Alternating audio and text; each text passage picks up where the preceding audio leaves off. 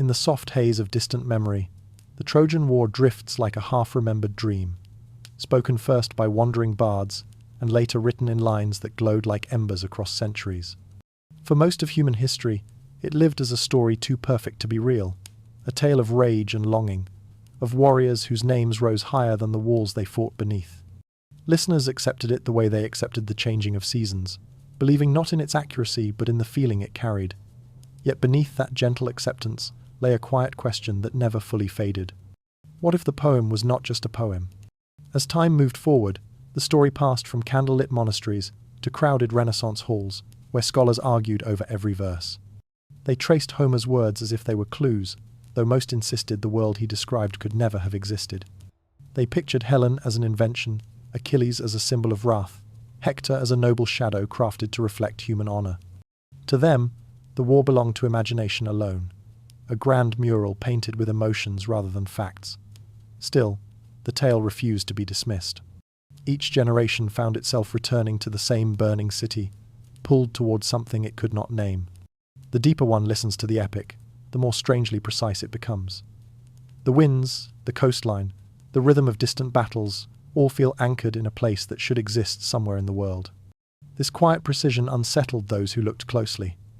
It was as if the poem carried the echo of a real landscape, softened by time but not erased. Even the skeptics sensed a faint heartbeat under the verses, though they called it coincidence and moved on. And yet, the myth endured. It lingered in the margins of forgotten manuscripts, resurfaced in sailors' tales, and flickered in the minds of early travelers who wandered through Anatolia and wondered whether the earth beneath their feet once knew fire. Something about the legend resisted silence. It felt too human, too intimate, as though countless lives had pressed their weight into it before the storytellers shaped it into something beautiful. For centuries, the world waited without realizing it was waiting. Scholars debated, poets embellished, and empires rose and fell while the truth slept beneath layers of dust. The idea that Troy might be real seemed almost childish, a thought quickly brushed aside in the company of serious study. But inside that dismissal lay a tension that never quite resolved. Why did the story feel like memory instead of myth? As the centuries turned, that unanswered question grew heavier, tugging gently at curious minds. Eventually, one person would follow the pull instead of ignoring it. One person would decide that legends deserved a chance to reveal whatever they had been hiding. And when the first spade touched the earth, the long silent world beneath the poem began to whisper back. It was the beginning of a search that would change everything forever.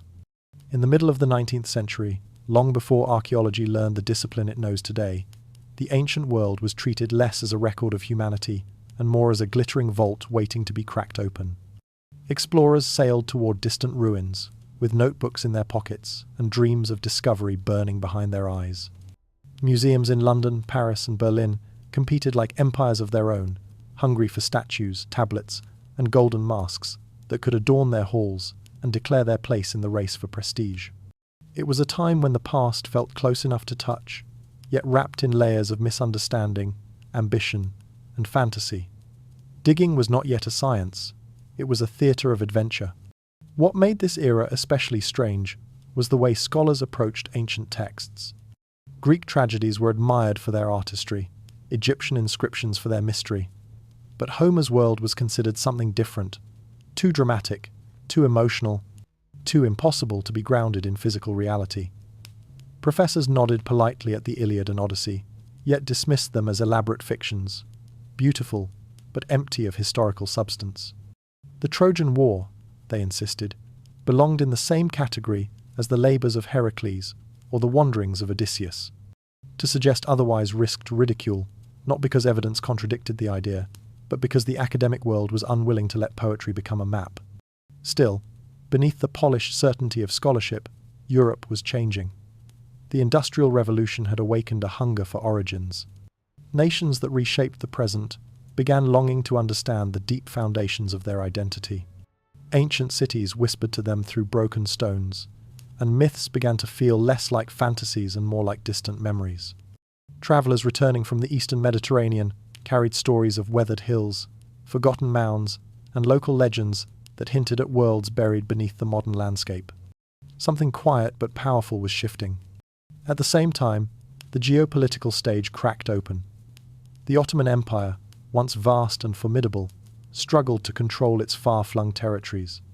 Archaeologists, adventurers, and opportunists from Western nations slipped through these weakened borders with permits obtained through charm, persistence, or questionable diplomacy.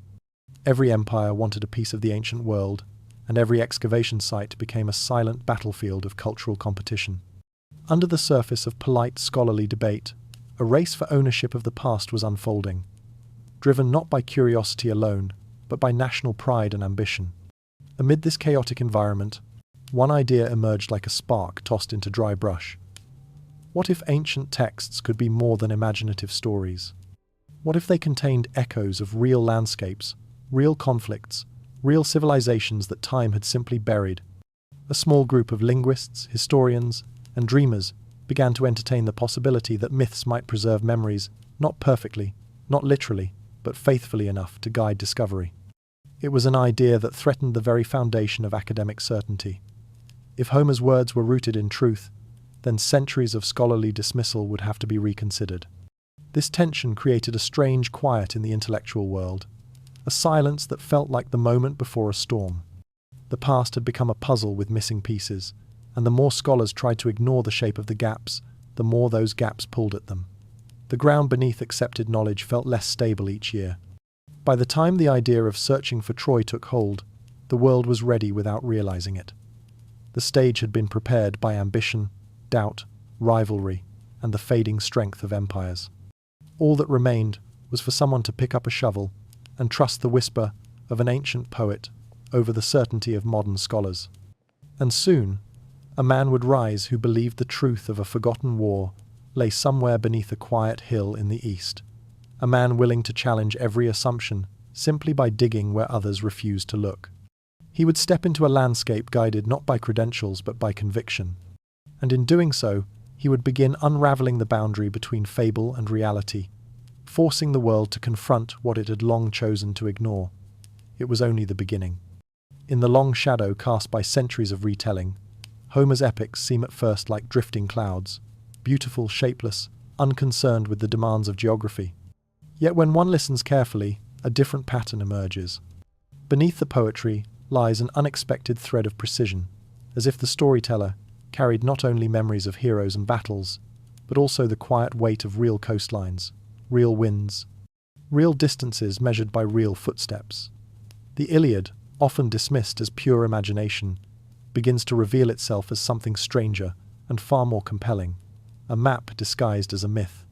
As the narrator guides the viewer into this subtler layer of the ancient text, details begin to surface, like faint markings on weathered stone. Homer describes the plain before Troy as wide and windy, framed by two rivers that flow toward the sea. He speaks of a coastline shaped by long, curving shores. He describes the way the winds shift from the north at dawn and turn warmer by afternoon.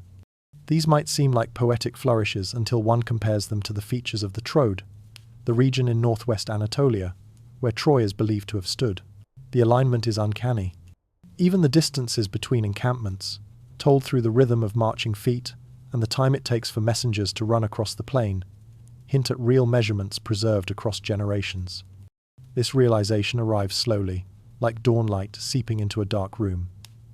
The poem, when read not as myth but as memory, reveals a landscape that corresponds to an actual place in the world. The Scamander and Simoy rivers, long thought to be inventions, mirror real waterways that once flowed near Hisarlik.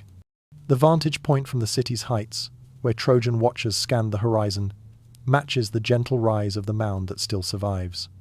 Even the descriptions of the fighting, the retreats to the ships, the charges across the dust-filled plain, the moments when the sea glimmered close enough to feel like a promise of escape, fit the contours of the land. For the viewer, this is the first moment the ground shifts. The idea that a 3,000-year-old poem might preserve geographic truth feels almost impossible, yet the evidence whispers otherwise. Archaeologists who approached the text with caution found themselves pausing over certain lines, compelled by how specific they seemed.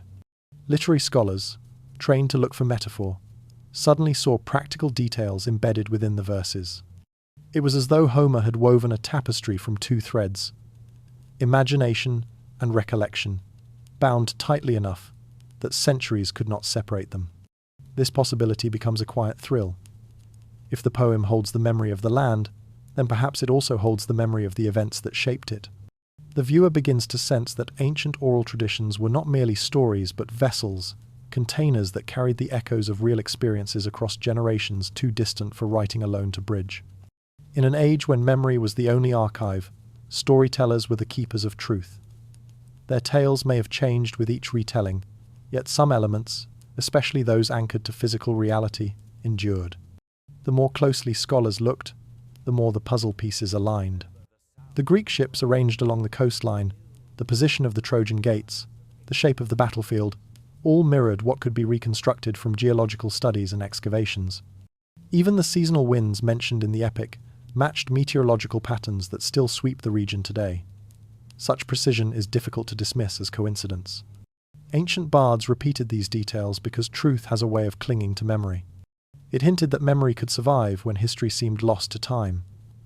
And with that insight, the poem began to take on a new form, not merely a masterpiece of verse, but a whispered guide to a vanished world. Everything required to locate Troy had been hiding in plain sight, held within the cadence of lines sung beneath firelit ceilings. Scholars had searched for maps, archives, and royal records, never suspecting that the most reliable guide to a sunken past might be a poet's voice carried across time. By the time this realization settles, the question becomes impossible to ignore. If the poem preserves the land with such fidelity, what else might it preserve? Perhaps the war itself, stripped of exaggeration, rests beneath the verses like bones beneath shifting earth. Perhaps the characters were not symbols but echoes of forgotten individuals. Perhaps the story is not invention, but remembrance softened by the long passage of time. With this possibility glowing at the edge of understanding, the narrative prepares to step forward. The stage is set for the arrival of a man who believed the poem could lead him to the truth, a man willing to follow ancient verses into the dust and uncover what the world had overlooked. The journey into the past is ready to begin. Heinrich Schliemann's story begins like a tale whispered beside a fading fire, the kind of story adults expect children to forget, yet he never did. As a young boy in Germany, he listened to his father read aloud from Homer, and something in the rhythm of those ancient lines ignited a spark that refused to dim.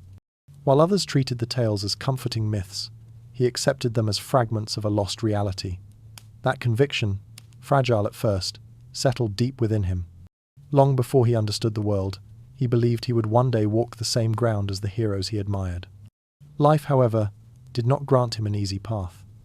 Schliemann grew up without wealth, but he carried an unusual gift, a remarkable ability to absorb languages with near-perfect clarity. He mastered them not to impress scholars, but to open doors. Every new tongue became a step toward the wider world he believed hid the truth of Homer's verses. As a young trader, he traveled across continents, building a fortune with relentless discipline. Yet beneath the careful dealings and polished manners, the old dream persisted. While others saw commerce, he saw preparation. By the time he had secured enough money to pursue his passion, his obsession had hardened into something both admirable and unsettling. He spoke of Homer not as a storyteller, but as a witness. He believed the epics were not imaginative embellishments, but preserved memories of a real world. This belief placed him at odds with the academic establishment, which dismissed such confidence as naive.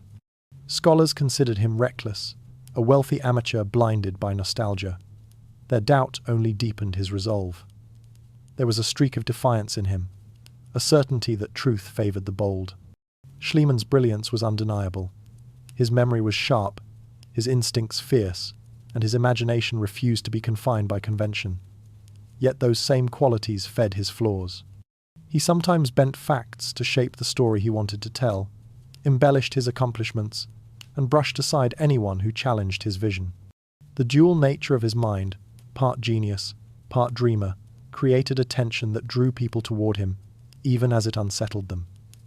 He seemed to stand between two worlds, one shaped by evidence, the other by longing. Still, the force of his determination could not be ignored. He believed utterly in the existence of Troy, and that belief carried the weight of prophecy. Late at night, far from the dust of excavation sites, he studied Homer's lines with the intensity of a man decoding a message meant only for him.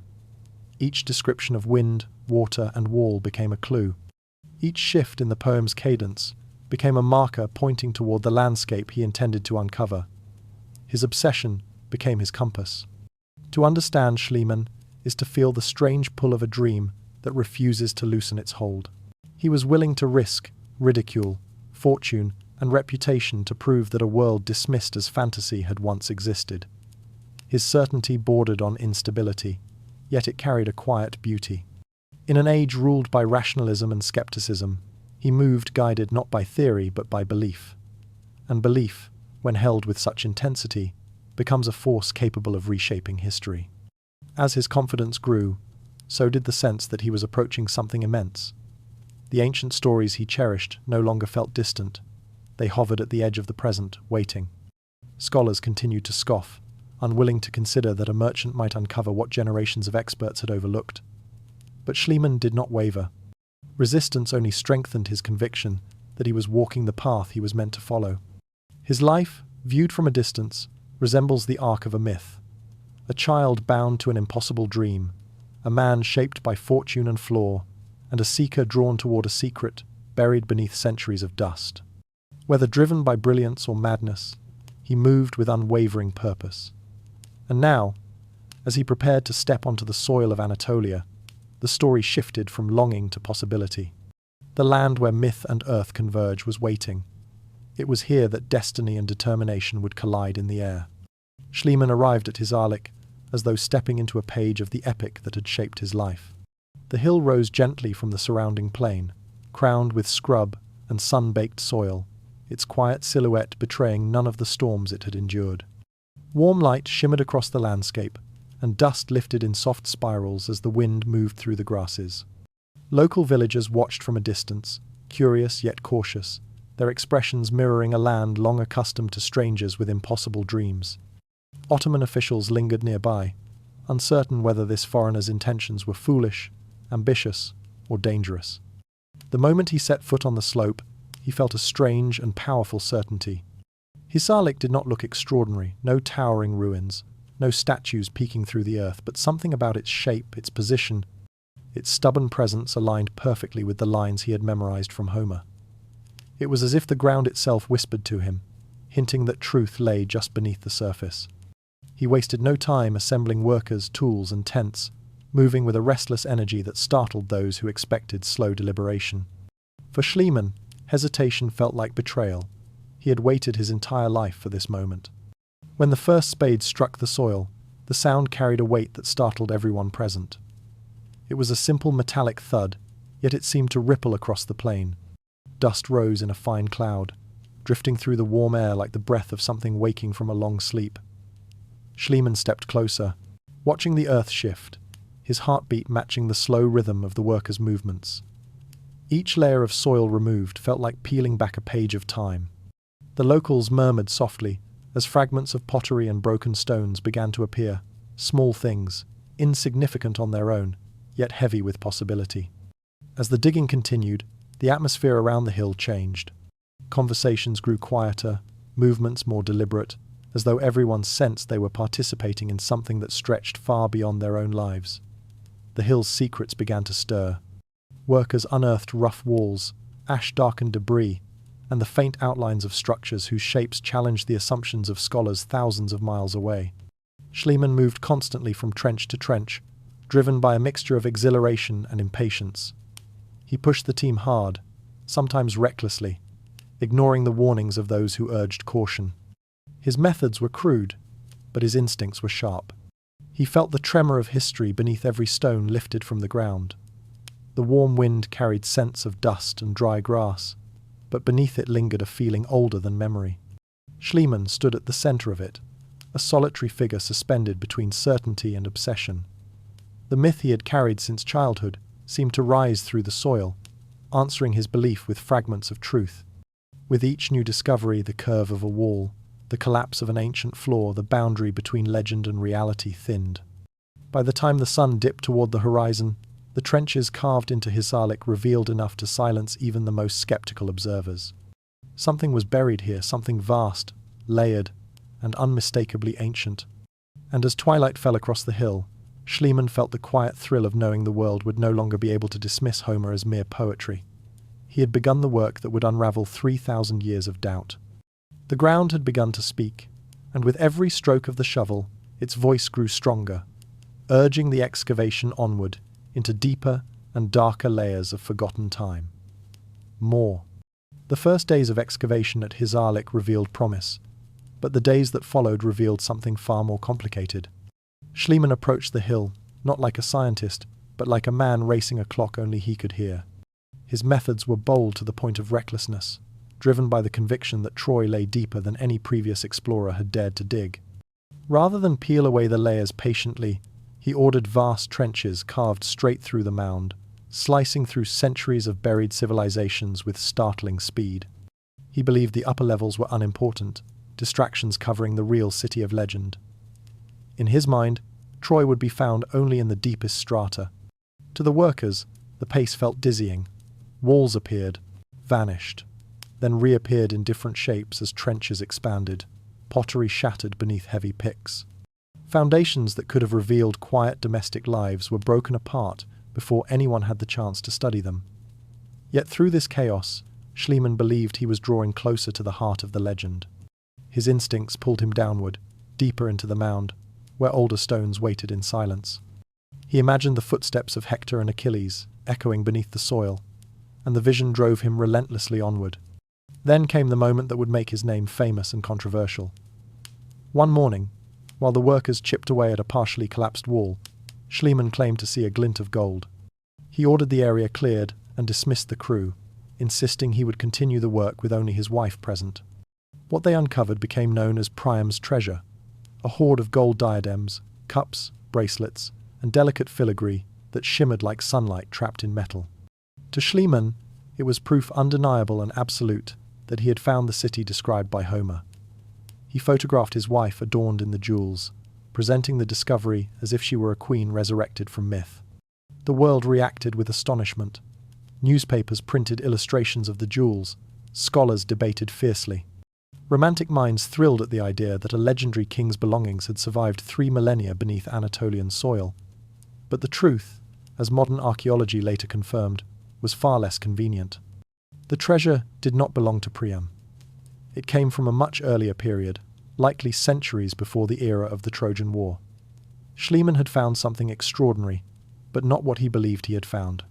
His own excitement had carried him too far, and the world followed him willingly. His errors did not end there. By digging too quickly, he had cut through the level most likely corresponding to Homer's Troy Zix, or Z, damaging vital evidence that future archaeologists would struggle to reconstruct. The tragedy and irony were inseparable. The man who proved Troy existed may also have erased parts of the very city he sought. Yet even in his mistakes, truths emerged. The layered complexity of the site became undeniable. Hisarlik was not a single city, but many, built one atop another through centuries of conflict, rebuilding, and renewal. This insight shifted the world's understanding of ancient settlements, revealing how civilizations literally grew upon their own ruins. It became clear that archaeology, like history itself, often advances through imperfect hands. Schliemann's flaws shaped his findings as surely as his brilliance did. His certainty guided him toward remarkable revelations, while his impatience concealed others. Still, the ruins he exposed ignited worldwide fascination. Scholars who once mocked him now found themselves re-examining their assumptions. The idea that Homer's world had physical roots was no longer the dream of a romantic, but a possibility supported by stone and soil. Even academic critics, unwilling to praise him openly, could not ignore the shift he had forced upon their field. In the end, Schliemann's legacy settled into a strange balance. He was both discoverer and destroyer, visionary and vandal, a man whose pursuit of truth was tangled with ambition. But the earth he disturbed had begun to speak, and its voice would only grow louder. His errors created gaps that others would later fill, guiding the field toward methods more precise, more cautious, more attuned to the whispers of time. And now, with the dust of his excavation settling, the story turns toward the truth. Modern archaeology reveals beyond Schliemann's romantic interpretations. At first glance, Hisarlik looks like any other hill, quiet, windswept, unremarkable to the hurried eye. But as archaeologists began peeling back its layers, they realized the mound was not a hill at all.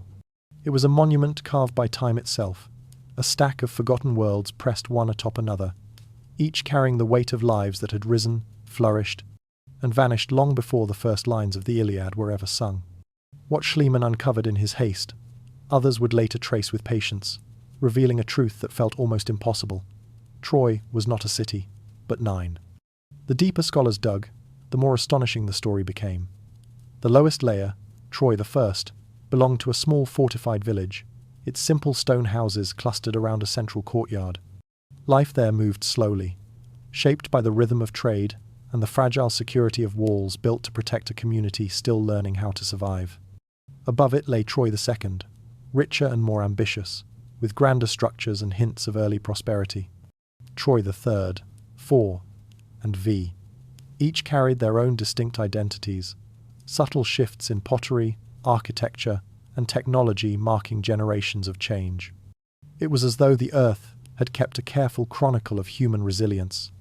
Higher still rose Troy VI, massive and imposing, a city whose towering walls curved like the spine of a sleeping beast. Its builders understood strength not as decoration but as necessity. For reasons lost to time, they chose this place as a stronghold, reinforcing its defences with precision that startled the archaeologists who uncovered them centuries later. Ring after ring of stone told the same story. This city expected danger and prepared for it. Many scholars believe this level represents the world closest to Homer's description, a place of grandeur and tension waiting for a single misstep to unmake it. Then came Troy VII, a city carrying the scars of hardship. Its houses were crowded, its storage rooms overflowing with signs of siege, hastily stored grain, cramped living quarters, and hurried repairs that suggested a society under strain. Some recognized in these details the echo of the war that haunted Homer's verses. Whether this was the Troy of Achilles and Hector remains debated, but it is clear that the people of Troy VII lived during a time when the world around them trembled. Above this lay Troy VIII and IX, cities built long after Homer's tale had woven itself into cultural memory. These layers belonged to the Greeks and Romans, who honored the ruins beneath their feet with shrines and settlements of their own. They knew they were living on sacred ground, though they could not see the full depth of what lay below them. Even then, Hisarlik was a palimpsest, a page written, erased, and written again. For the audience drifting through this layered history, the discovery feels both humbling and unreal. The idea that 9 separate civilizations occupied the same piece of land, each leaving traces for the next to inherit, transforms Troy from a legend into a vast archive of human experience. Schliemann had expected a single city, a singular Troy that matched Homer's vision precisely. What he exposed instead was something far more complex, a site where time folded over itself again and again, preserving entire worlds in silent descent. The flaw in his assumption becomes clear in hindsight. By digging too deeply, too quickly, he reached the early layers and believed them to be the grand city of myth. Yet those earlier strata belonged to a world far older than the Trojan War. His mistake, though costly, sparked the revelation that Troy was not bound to one moment in history. It was a witness to millennia. As the layers reveal themselves in the mind's eye, the story of Troy shifts. It becomes not a single tragedy or a single triumph, but a reminder of how civilizations cling to the same soil, passing down memories like echoes that grow faint, yet never disappear entirely. The ground beneath the viewer's feet becomes a living timeline, offering the strange comfort that humanity has always rebuilt, always returned, always continued. And with that realization comes the next question, the one that guides the story forward. If there were 9 Troys, which one belonged to the world of the Iliad? The search for the answer begins in the next descent through the layers of earth and time. The search for Homer's Troy begins not with a single answer, but with a narrowing of possibilities. After uncovering the 9 layers of Hisarlik, archaeologists turned their attention to the levels belonging to the Late Bronze Age, the period when the Trojan War would have taken place. 2 layers in particular seemed to whisper the strongest clues: Troy VIII and Troy VII. Each carried its own story, its own scars, and its own fragments of truth. To trace the outlines of Homer's world, researchers had to move slowly, comparing poetry to stones, verses to ruins, and memory to earth. Troy VI was the first to command attention. Its walls rose in sweeping curves, built from massive stone blocks, revealing the confidence of a powerful city. These fortifications were not the work of a small or desperate community. They were the signature of a place that expected to endure. For a time, many believed this was the Troy of legend. But the end of Troy VI came not through fire or battle, but through an earthquake that toppled its towers and cracked its foundations. Nature, not war, seemed to have brought this city to its knees. That left Troy VII, a layer built upon the ruins of VI, shaped by a population that rebuilt amid destruction. Unlike its predecessor, Troy VII felt tense, crowded, and strained. Houses were smaller and pressed tightly together, as though the city had grown wary of threats surrounding it. Storage jars filled with grain suggested a community preparing for siege or hardship. When this city finally fell, its destruction bore the unmistakable marks of violent conflict. Charred debris and collapsed structures captured the moment when its people were overtaken by a force they could not withstand. For many scholars, the contrast between Troy VI and Sev became the heart of the mystery. The former matched Homer's descriptions of grandeur, while the latter matched his account of devastation. The truth, however, may lie somewhere in between. Oral tradition does not preserve history the way a scribe would. It remembers through symbols, merging events across generations, compressing centuries into the shape of a single narrative. A poet might carry the memory of a magnificent city, but set his story during the fall of another. The myth preserves the emotional truth, not the calendar. As archaeologists walked the ruins with the poem echoing in their minds, patterns began to emerge. The plain, the rivers, the distances each aligned with the geography surrounding Hisarlik. And beneath these physical truths lay a deeper one. The Late Bronze Age was a time of upheaval across the Mediterranean. Cities fell, empires waned, and worlds collapsed. It was within this turbulent era that Troy VII met its end, and it is within this same era that the Trojan War, if it occurred, most likely took place. Modern consensus settles gently here, on the idea that the poem may preserve a memory of Troy VI's splendor intertwined with Troy VII's destruction, not as literal history, but as living memory carried across centuries of retelling. The Iliad becomes not a chronicle but a lantern, revealing fragments of truth flickering within a haze of myth. And in that glow, the question rises, soft yet unyielding. Could a poem written centuries later truly remember the moment a city burned? With the likely candidates identified and their stories unfolding through soil and stone, the search now turns toward the forces that brought the real Troy to its end. The ruins whisper clues, and the next step is to listen to what destroyed them. The end of Troy did not arrive all at once. It came in tremors and fire, in moments so abrupt they froze the lives of the people who once walked its narrow streets. Long after the city fell silent, archaeologists would uncover its final hours like the pages of a book scorched at the edges. What they found did not speak loudly. It whispered. Yet even those whispers formed a story powerful enough to unsettle anyone who listened closely. When researchers descended into the destruction layers of Troy VI and VII, the first thing they noticed was the violence written into the stones. Tower walls had collapsed outward, their great blocks scattered like bones. Some had shifted in ways that suggested sudden movement, the kind caused by the earth itself turning beneath a city's foundations. Others appeared damaged by force, cracked, battered, pushed beyond structural limits by something more deliberate than nature. The ruins offered no single explanation, only fragments shaped by catastrophe. Inside the houses, the silence felt heavier. Pottery lay crushed beneath fallen beams. Bowls still held the remains of unfinished meals. Storage jars rested where they had been placed, as if waiting for someone to return. The imprint of daily life remained so vivid that archaeologists found themselves imagining the people who had once held these objects, people interrupted without warning. The presence of these frozen scenes suggested panic, not slow abandonment. Something happened swiftly enough that ordinary tasks were never completed. Evidence of fire added another layer to the mystery. Sections of Troy VII bore the unmistakable marks of intense burning walls blackened, floors warped, ash lingering in corners where the wind had not disturbed it for thousands of years. The flames had moved quickly, devouring rooms that once sheltered families. Yet not all structures burned, hinting that the destruction was uneven, chaotic, and driven by forces that struck with unpredictable speed. Whether those flames were born of battle or accident remained impossible to determine. For a time, many scholars argued that the end of Troy VI was the result of an earthquake. The cracked fortifications supported this theory, as did the way some buildings had fallen inward, their shapes suggesting the ground had shifted beneath them. But earthquakes alone do not explain the charred debris of Troy VII, nor the tightly packed homes and storage areas that hinted at preparation for siege.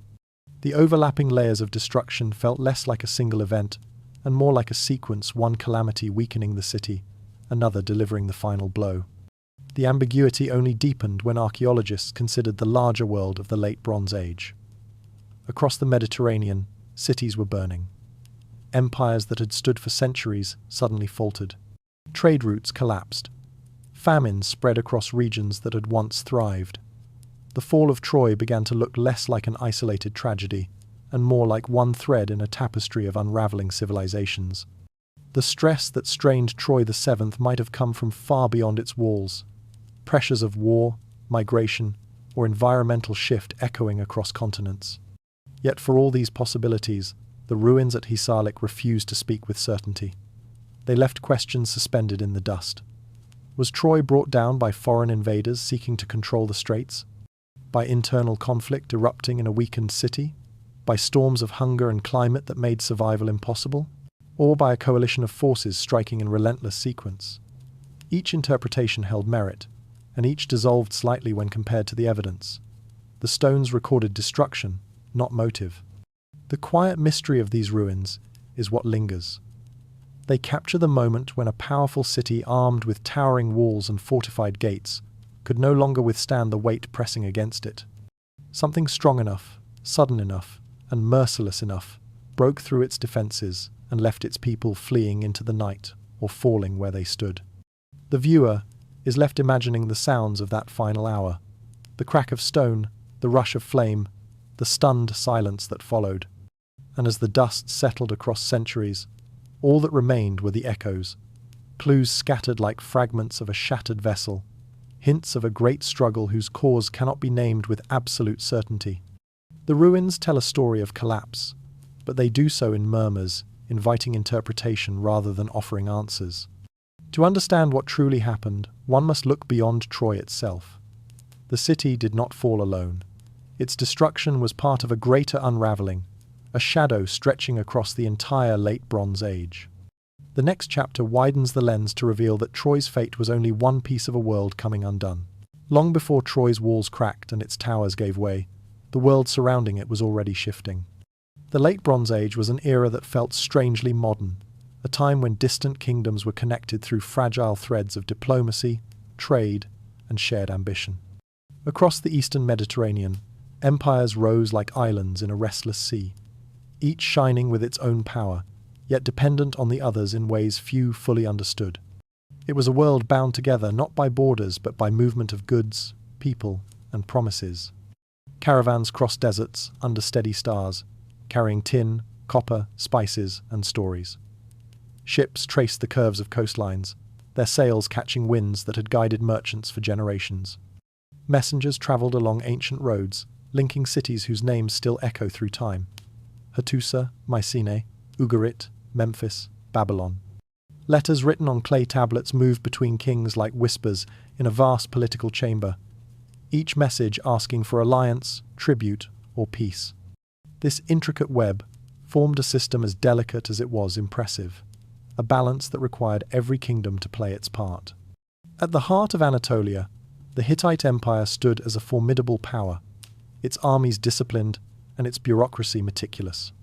Bronze weaponry, chariots, and administrative tablets revealed a civilization confident in its reach. To the south, Egypt basked in its own golden age, pharaohs commanding wealth drawn from the Nile's steady breath, temples rising like mountains carved from sunlight.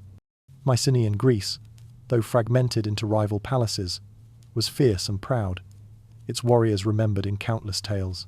Farther east, the Mitanni kingdom balanced influences from surrounding cultures, shaping an identity both fluid and resilient.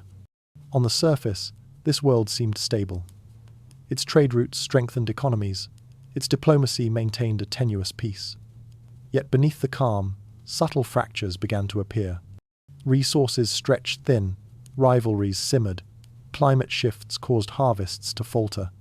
Letters between kings hinted at tensions, each one carrying a faint tremor of unease. The viewer can almost imagine the sound of these early warnings, soft, distant, like thunder beyond the horizon.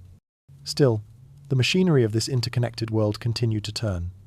Ships arrived at bustling ports, unloading goods that had travelled farther than most people ever would. Markets buzzed with life. Scribes pressed reeds into wet clay, recording transactions and treaties with steady precision. Behind this activity lay an unspoken dependence. Each kingdom relied on others for metal, grain, labour, and stability. If one fell, the pressure would ripple outward. If several faltered at once, the system could crumble. This is the world Troy inhabited, a crossroads connecting continents, a city whose fate was intertwined, with forces much larger than itself. When its walls eventually fell, they did so against a backdrop of mounting strain across the entire region. To see Troy's destruction clearly, one must step back and view the expanse of civilizations around it, each one facing its own quiet crisis. The Late Bronze Age may appear distant, but its fragility feels strikingly familiar. It was a world thriving on cooperation yet vulnerable to disruption. One failed harvest, one collapsed alliance, one sudden migration could tilt the balance. And while kings wrote confidently to one another, promising strength and unity, the cracks beneath their feet widened. The stability they believed eternal was already beginning to waver. For the late-night listener, drifting through this panorama of empires, the realization unfolds gently. Troy's fall was not an isolated tragedy. It was one spark in a world already burning, a single thread pulling loose from a tapestry stretched too tightly. The collapse of this interconnected system would reshape the course of history, leaving ruins scattered across continents and stories carried only in fragmented memory. And so the narrative shifts, widening its lens. The world has been introduced, the stage set with empires standing in precarious balance. Now the question turns toward the unraveling itself, toward the forces that began to pull this great network apart. The next section follows the first tremors that signaled the end of the Bronze Age world. The unraveling of the Bronze Age did not arrive as a sudden catastrophe. It unfolded slowly, like a long-held breath finally released, its effects drifting across continents in waves too wide for any single city to escape. At first, the signs were subtle, small disruptions along the trade routes that had bound kingdoms together for centuries. Caravans arrived late, ships failed to return. Letters between rulers referenced shortages of goods once taken for granted. The great exchange network that once moved effortlessly across the Mediterranean began to falter. In the port cities of the eastern Mediterranean, merchants watched anxiously as markets shifted. Bronze, the lifeblood of the era, depended on copper and tin travelling from far-flung sources. When those routes faltered, weapons, tools, and wealth itself became harder to produce. Workshops that once rang with the steady rhythm of metal against stone grew quiet. Across the region, a sense of imbalance crept in soft at first, like a change in the wind, yet unmistakable to those who lived by the flow of goods and promises. Then came the fires. Archaeologists would later uncover the blackened layers of dozens of cities, Ugarit, Mycenaean, Hattusa, each scarred by destruction so sudden that daily life seemed to have frozen mid-motion. Storage jars cracked in the heat, tablets baked stiff in flames that no scribe survived to record. Palaces collapsed inward, leaving traces of hurried abandonment. The pattern repeated too consistently to be coincidence, yet too inconsistently to point to a single enemy. The quiet, haunting symmetry revealed a world under immense pressure, collapsing not from one blow but from many. Among the mysteries of this collapse are the Sea Peoples, a confederation of migrants and warriors whose origins remain tangled in debate. Egyptian records describe them as arriving from the midst of the sea, attacking coastal cities with sudden ferocity. Whether they were refugees fleeing famine, raiders seeking opportunity, or displaced populations driven by turmoil elsewhere, their movements added pressure to an already strained world. They were not the sole cause of the collapse, but one of many strands pulling at the fragile web of Bronze Age civilization. Climate, too, played a quiet but devastating role. Pollen samples, tree rings, and sediment studies reveal a pattern of prolonged drought during this period. Harvests failed, rivers shrank, pastures withered. A world that had balanced itself on agricultural predictability began to tilt. Famine followed, weaving through the region like a shadow. Hungry populations grew desperate, internal revolts flared. Cities that had once seemed unshakable found themselves hollowed from within. Earthquakes struck with unsettling frequency, toppling walls already weakened by time and conflict. In the Hittite lands, entire towns were reduced to rubble. The geological record suggests clusters of seismic activity, each event compounding the vulnerability of the societies it struck. These quakes did not act alone but amplified the uncertainties of a world that depended on stability. Writing systems vanished next. The bureaucratic tablets of the Hittites ceased. The linear scripts of the Mycenaeans disappeared. Even in places where cities survived, literacy nearly collapsed, as though the world had forgotten how to speak its own name. The loss of record-keeping marked a darkening of memory itself. Without scribes to document the unraveling, history blurred into silence. For those who lived through this era, the collapse must have felt less like war and more like waking to find familiar landmarks gone. The steady rhythms of life, trade, harvest, diplomacy, slipped away one by one. People abandoned cities their ancestors had built, leaving behind empty rooms filled with cracked pottery and scattered tools. Entire cultures dissolved not with a single blow, but through a steady drift into uncertainty. The Late Bronze Age did not end with a roar. It faded, like a dream unraveling in the early dawn. It is within this wider landscape that Troy's destruction finds its place. Its fall was not a solitary tragedy, or the dramatic endpoint of a single mythic war. It was part of a pattern, a city caught in the same winds of instability that swept across the Mediterranean. Whether Troy fell to invaders, famine, earthquake, or a combination of all three, its fate mirrored the greater collapse surrounding it. Its burning walls and buried artifacts belonged to a world already in decline, a world losing its balance, one thread at a time. For the viewer, the realization settles with quiet weight. Troy was not an exception but a thread woven into a larger story of endings. The collapse of the Bronze Age was a tapestry of interconnected failures, each echoing into the next. And now, with the full scope of the unraveling revealed, the narrative turns toward Troy itself, to understand how its final moments fit into this sweeping transformation, and what its ruins can tell us about a world disappearing into silence.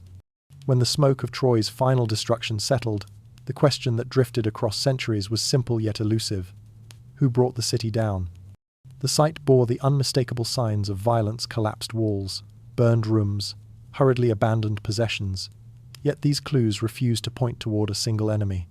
Instead, they created a mosaic of possibilities, each one plausible, each one incomplete. To understand Troy's fall, the viewer must walk through these theories carefully, tracing the faint outlines of a conflict that has echoed through time. One long-standing candidate is the Mycenaeans, the powerful warrior culture of late Bronze Age Greece. Their palaces, from Mycenae to Pylos, were centers of wealth and ambition. Their trade networks stretched across the Mediterranean, and their art celebrated warfare with almost ritual intensity. Archaeological evidence suggests interactions between Mycenaean Greeks and the inhabitants of the Troad, some peaceful, others tense. Weapons found near Troy resemble Mycenaean types. Pottery from the Greek mainland appears in the region, and Linear B tablets show that Mycenaean rulers kept close watch on the western Anatolian coast. In this context, a military campaign against Troy becomes plausible. Perhaps not a 10-year siege led by Homeric heroes, but a swift strike during a moment of regional weakness. Another possibility lies with the Sea Peoples, whose movements reshaped the Mediterranean landscape during the same era. Egyptian records depict them as fierce, determined migrants, families, and warriors traveling together, seeking new lands as famine and displacement pushed them from their homelands. They attacked ports, toppled cities, and disrupted trade routes. If waves of these groups reached the shores near Troy, they could have overwhelmed the city, especially if it was already destabilized by earlier earthquakes or political strains. While direct evidence linking the Sea Peoples to Hisarlik is scarce, their presence in the region offers a compelling backdrop to the city's fall. A third theory points inward, toward the people of Troy themselves. Signs of overcrowding in Troy VII, narrow houses squeezed into tight clusters, Storage containers packed with grain suggest stress within the walls. Such conditions often lead to tension, scarcity, and internal conflict.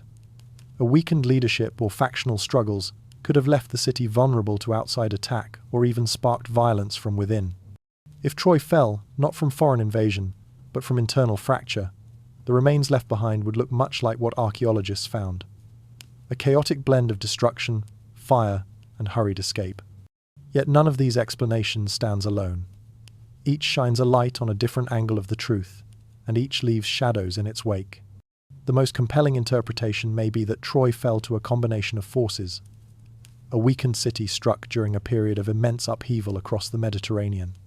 The Mycenaeans could have seized an opportunity presented by famine or earthquake. Migratory groups might have pushed into a region already stretched thin. Internal tensions may have accelerated the collapse. In a world unraveling, it is rare for a single event to carry the entire weight of disaster. This is where Homer and archaeology meet, not in perfect agreement, but in an unexpected harmony. The poet remembered a great war, a heroic struggle that defined an age.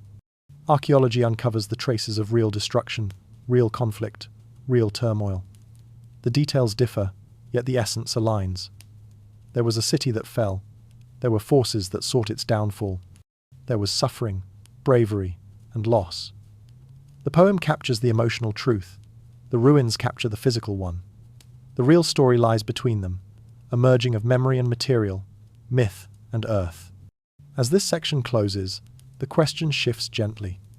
Instead of asking who destroyed Troy, the narrative now turns to what Troy was like before it fell. To grasp the full meaning of its destruction, one must first understand the lives lived within those ancient walls. The next chapter steps into the everyday rhythms of the people who called Troy home. Before Troy became a symbol of war and heroism, it was simply a city alive, practical, and shaped by the needs of the people who depended on it. To step into its streets is to leave behind the voices of poets and enter a quieter world, one defined by daily rhythms, the hum of work, and the steady pulse of trade. Troy's greatness did not come from its legends but from its ability to endure, to adapt, and to thrive at the crossroads of continents. The city's location was its lifeline. Positioned near the Dardanelles, Troy commanded one of the most important waterways of the ancient world. Ships sailing between the Aegean and the Black Sea passed its shores, carrying metals, grain, textiles, oils, and spices.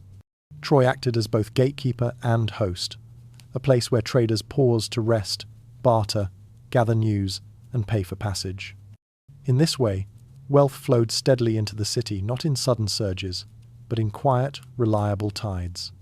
Walking through Troy in its flourishing years would have felt like drifting through a carefully woven tapestry. The streets were narrow but purposeful, lined with homes built of mud brick and stone. Some houses opened into small courtyards. Others clustered around winding lanes where neighbors exchanged greetings each morning. Children carried water jars. Women prepared grain for baking. Men repaired tools or loaded goods for the markets. Despite the hardships that came with ancient life, the city breathed with a sense of order. Closer to the heart of Troy, artisan workshops filled the air with the sound of skilled labor. Bronze workers hammered tools into shape, their fires glowing like small suns inside darkened rooms. Potters spun clay into vessels used in homes across the region. Weavers tightened threads on looms, producing textiles that would travel far beyond the city walls. Each workshop added its voice to the daily chorus, a reminder that Troy's strength came not from kings, but from hands that shaped the fabric of its society. Food storage was another key to survival. Beneath many homes lay deep pits and jars filled with barley, wheat, and lentils, reserves carefully guarded against the unpredictability of harvests. Grain was not only sustenance, it was security. It kept families fed through lean seasons and gave the city leverage in times of negotiation. Troy understood the importance of preparation, a wisdom earned through generations of living between land and sea. Yet the most striking feature of Troy was its fortifications. Towering stone walls encircled the settlement, their curved lines forming an elegant but formidable boundary. These walls were not symbols of power, they were expressions of resilience. Built in phases over centuries, they revealed a city that expected both admiration and threat. The people who lived behind those walls understood their world could shift quickly. safety required vigilance. Despite this defensive posture, Troy was no fortress locked in fear.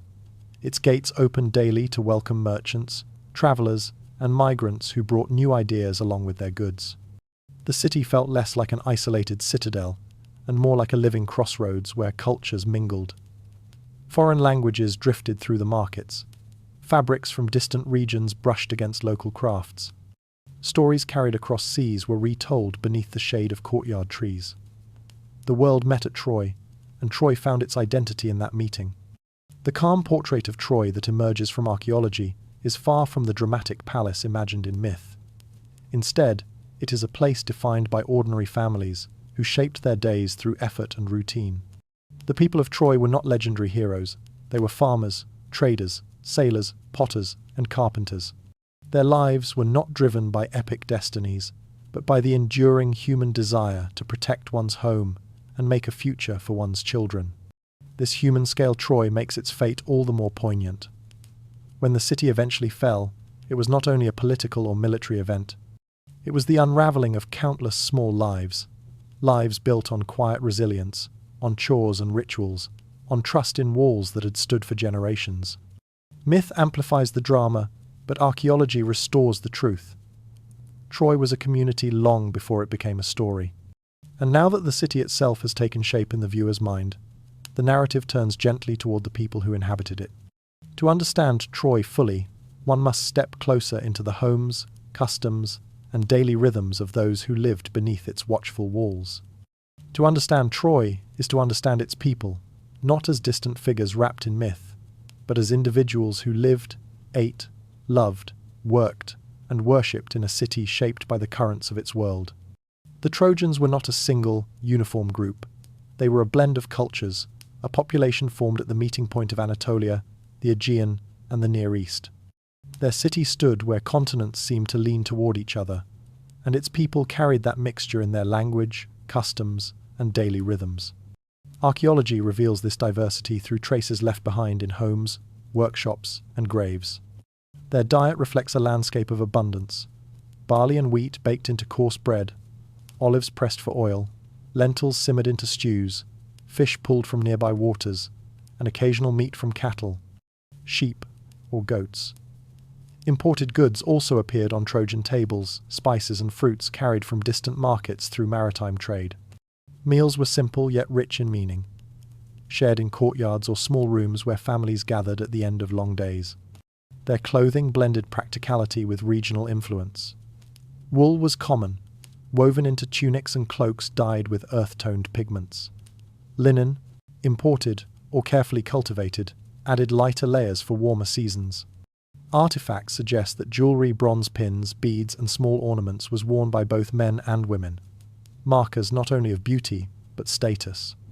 In this mixture of styles, one sees a culture comfortable borrowing from its neighbors, absorbing new elements into its own identity without losing its core.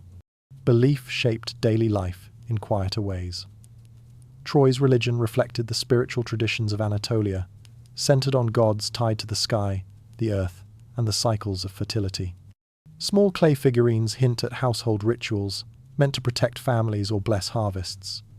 Larger shrines, now reduced to fragments, speak of communal ceremonies whose chants and offerings once rose into the air above the city. Unlike the polished mythologies carved into later texts, Trojan spirituality was intimate, woven into work, seasons, and the fragile hope for safety in an unpredictable world. Burial practices reveal an equally human portrait. Some families used simple graves, placing their dead in shallow pits marked with stones. Others left offerings, pottery, tools, or personal objects meant to accompany loved ones into whatever waited beyond death. These choices varied across time, echoing shifting influences from neighboring cultures. Through these graves, the Trojans speak not as characters in a poem, but as real people who mourned and remembered. Social life in Troy moved through layers of hierarchy, though perhaps less rigid than in surrounding kingdoms. There were leaders who managed trade and diplomacy, officials who oversaw storage and labor, and wealthy families who controlled land and resources. Yet much of the city's strength lay in the hands of ordinary workers: potters shaping clay, sailors guiding ships along dangerous coasts, shepherds watching flocks beyond the walls, servants preparing grain in storerooms lit by quiet firelight. The city depended on them as much as on its elites, and their efforts stitched together the fabric of Troy's endurance. Because of Troy's location, migration played a continual role in shaping its population. Families from inland Anatolia settled near its markets. Traders from the Aegean married into local households. Travelers from the Levant lingered long enough to leave cultural traces. In this blending, Troy became more than a single community. It became a meeting place of worlds. Such diversity may explain why its memory endured long after its fall. The city lived not only in one tradition but in several, each preserving its own fragment of what Troy had been. For the late-night listener, drifting through these ancient streets, the Trojans become familiar. They were people who worried about harvests, celebrated births, honoured their ancestors, and hoped for peace within their walls. They lived far from the exaggerated grandeur of myth, yet their humanity is what gives the legend its lasting echo. Now that the lives of Troy's inhabitants have taken shape, the narrative turns outward once more toward the landscape that nurtured them, protected them, and ultimately exposed them to danger. The next section explores the geography that made Troy powerful and vulnerable. To understand why Troy became a name whispered across millennia, one must step away from myth and look instead at the map. The city's power was not born from prophecy or royal splendor, but from geography, quiet, persistent, and undeniable. Troy stood at the entrance of the Dardanelles, a narrow strait where the Aegean Sea funneled into the long waters that led toward the Black Sea. In the ancient world, this was one of the most important gateways on Earth. Whoever controlled it could shape the movement of goods, people, and influence between continents. Viewed from above, Troy's position reveals its significance with startling clarity. To the west lay the Aegean, dotted with islands and Greek coastal cities. To the northeast stretched the Black Sea, rich with timber, metals, grain, and other resources vital to Bronze Age economies. Between them wound a slender maritime corridor, one easily watched and easily taxed from the hills around Hisarlik. Ships entering the strait had no choice but to pass beneath Troy's gaze. The city did not merely observe the flow of trade, it shaped it. This position turned Troy into a crossroads long before it became a legend. Traders from Greek lands, Anatolian kingdoms, and Near Eastern ports all passed through its orbit. Some came seeking goods, others sought information. Markets buzzed with the sounds of multiple languages, voices of sailors, merchants, diplomats, and travelers whose journeys stitched the Mediterranean together. Troy flourished because it sat where worlds converged. Even small decisions made within its walls could ripple outward across vast distances. But geography granted more than opportunity. It invited risk. A city controlling a strategic gateway inevitably drew the attention of rival powers. For those who wished to expand influence or ensure safe passage, Troy represented both a prize and an obstacle. Diplomatic envoys attempted to secure agreements. Raiders tested defenses. Armies marched with ambitions of dominance. The city's history is marked by this constant tension. Profit on one side, danger on the other. The land itself seemed designed for defense. Troy's hill offered a commanding view of the straits and the surrounding plains. Any approaching force would be visible long before reaching the walls. The city's builders understood this advantage and reinforced it with massive fortifications, curving stone ramparts that reflected the terrain's natural contours. These defenses were not symbolic. They were practical responses to the pressures of geography, shaped by centuries of experience. Yet what protected Troy also isolated it. The same currents that brought wealth also carried rival interests. The same vantage point that offered safety also tempted envy. The same waters that connected Troy with distant cultures exposed it to shifting alliances and unpredictable forces. Geography gave Troy its identity, but it also made the city vulnerable to the ambitions of others. To imagine the strategic landscape, envision ships sailing toward the Dardanelles at dawn, their silhouettes gliding across calm water. Before reaching the strait, they would see Troy's heights rising over the plain, a quiet reminder that their passage was not entirely free. Some paid tolls in goods, others brought gifts, seeking favor. A few tested Troy's patience, provoking tensions that simmered beneath the surface of regional politics. These encounters, repeated over generations, accumulated into stories. Eventually, some of those stories grew into legend. From a geopolitical viewpoint, a conflict at Troy seems almost inevitable. As trade networks expanded and competition intensified, the city's control over the strait became ever more consequential. Greek kingdoms relied on Black Sea grain. Anatolian powers relied on Aegean metals. A disruption at Troy could strain entire regions. It is not difficult to imagine disputes escalating into raids, raids escalating into battles, and battles weaving themselves into the seedbed of an epic. The idea that the Trojan War might have been sparked by economic and political pressures rather than by a single romantic grievance brings the story into clearer focus. The fight for control of the straits would have been a struggle for survival, wealth, and dominance. A city that stood between two seas, stood between two worlds, and worlds often collide. This understanding reshapes the mythic narrative.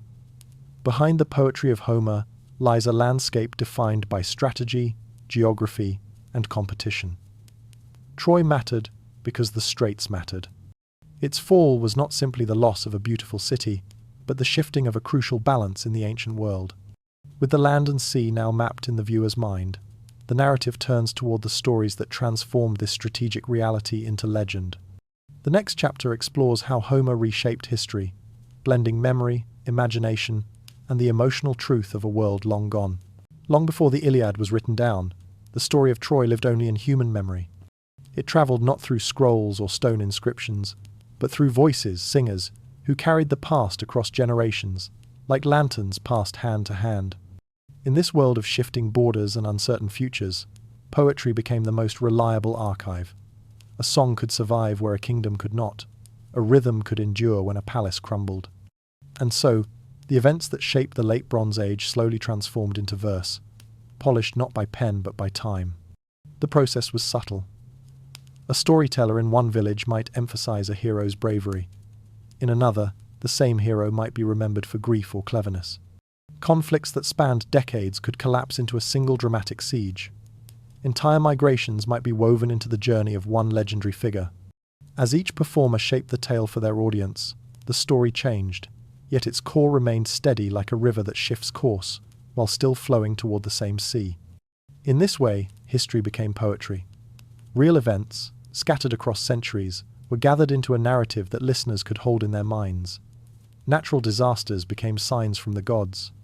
Political tensions became feuds between families. Battles became symbols of universal struggle between pride and fate, love and loyalty, ambition and ruin. The Iliad was not meant to be a chronicle. It was meant to be understood, remembered, and felt.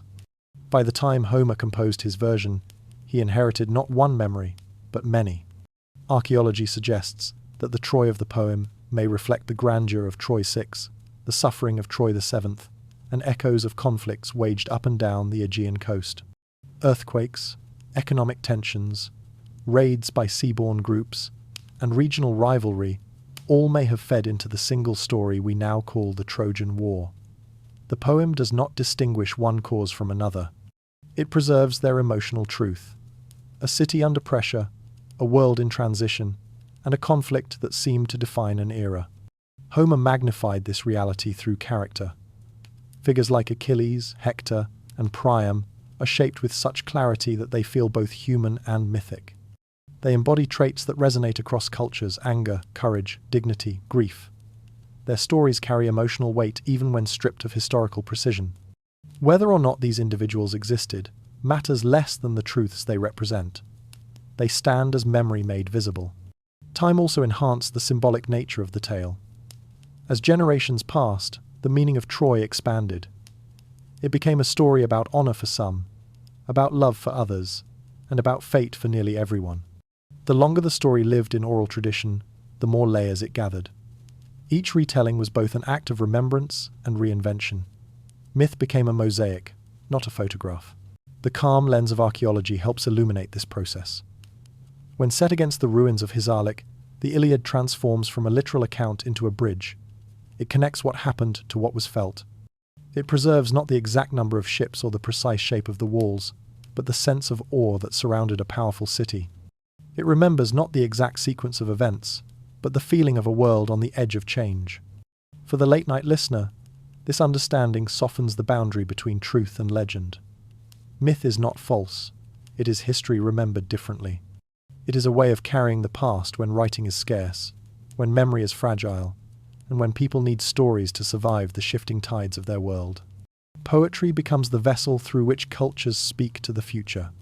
And now that the viewer understands how memory stretches into myth, the narrative shifts its focus. The next section asks a more grounded question. How closely did Homer's Troy resemble the real city that once stood on the windswept hill above the Dardanelles? When Homer described the city of Troy, he painted a place perched upon rising ground, defended by mighty walls that curved like the ribs of an ancient creature guarding its heart. He spoke of towers from which watchmen scanned the horizon, of broad gates where warriors gathered before battle, and of windswept plains stretching toward the sea. For centuries, scholars believed these details belonged more to imagination than to memory. Yet as archaeologists sifted through the soil of Hisarlik, the earth began to echo lines from the Iliad with an uncanny clarity. The first alignment emerged from the land itself. Hisarlik rises gently above the surrounding plain, its slopes offering a commanding view of all who approach. Even in its ruined state, the elevation grants a sense of watchfulness, as though the city still remembers its ancient vigilance. This matches Homer's vision of a fortified settlement that could survey incoming armies long before they reached its gates. The natural contours of the hill give weight to the poet's imagery, suggesting he drew not from fantasy but from echoes of a real place, retold through generations. Then there were the walls, Homer's most striking architectural feature. He described them as towering, strong enough to withstand assault, and built with a precision that inspired awe, even among the Greeks who sought to breach them. When Schliemann and later archaeologists uncovered the fortifications of Troy the 6th and 7th, they found massive stone walls arranged in sweeping curves. Some sections measured more than 15 feet thick. Their shape and scale reflected deliberate engineering, a design both practical and imposing. To walk beside these ruins today is to sense exactly why ancient storytellers magnified them into symbols of endurance. Homer also depicted towers rising along the battlements, places where elders stood to watch the armies gather. Archaeological evidence suggests that some parts of Troy's walls had elevated areas or bastions that could serve similar purposes. Though not as lofty as the poet's image, the remains hint at fortified platforms that might have inspired descriptions of high vantage points. Oral tradition tends to stretch what is memorable. A sturdy platform becomes a tower. A city wall becomes a near-mythic frontier between hope and despair. Another detail that aligns with surprising accuracy is the windy plain of Troy. In the Iliad, the battlefield is described as a broad expanse, where dust rises beneath chariot wheels and breezes sweep in from the sea. Today, the plain north of Hisarlik still channels steady winds between land and water. The topography matches Homer's setting almost effortlessly. The space between city and shore is wide enough for armies to maneuver, a landscape where conflict could unfold just as the poet imagined. The environment, unchanged in its fundamental character, lends credibility to the memories embedded in the verse. Yet not everything aligns perfectly. Homer describes Troy as close to the shore, with ships pulled directly onto the beaches beneath its walls. But during the Bronze Age, the coastline was farther from the city than the poem suggests. Geological studies show that sediment from nearby rivers extended the shoreline outward over the millennia. In Homer's time, the sea may have been much closer to the plain, though likely not so near that ships sat beneath the walls. This discrepancy highlights the way oral tradition compresses space, drawing distant elements closer for the sake of narrative tension. Another difference lies in the size of the city. Homer portrays Troy as vast, almost metropolitan. Excavations show a more modest settlement, fortified and influential, but not comparable to the enormous palatial centres of Mycenaean Greece or Egypt. The real Troy was powerful because of its location, not because of monumental scale. In oral storytelling, however, importance often becomes size. A city that loomed large in memory grew larger in the mouths of storytellers, its population swelling in imagination, even as its physical footprint remained humble. There are also hints of idealization.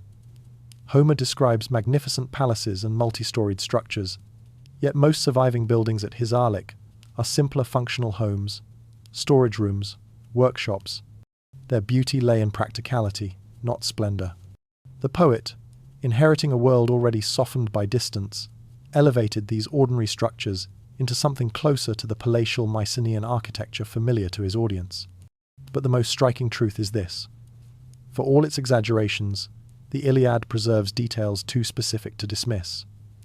The curved walls, the windswept battlefield, the elevated stronghold, the strategic view of land and sea. These elements align with the archaeology in ways that suggest Homer worked from inherited memory fragments, carried across centuries, polished by each retelling, but still rooted in real terrain.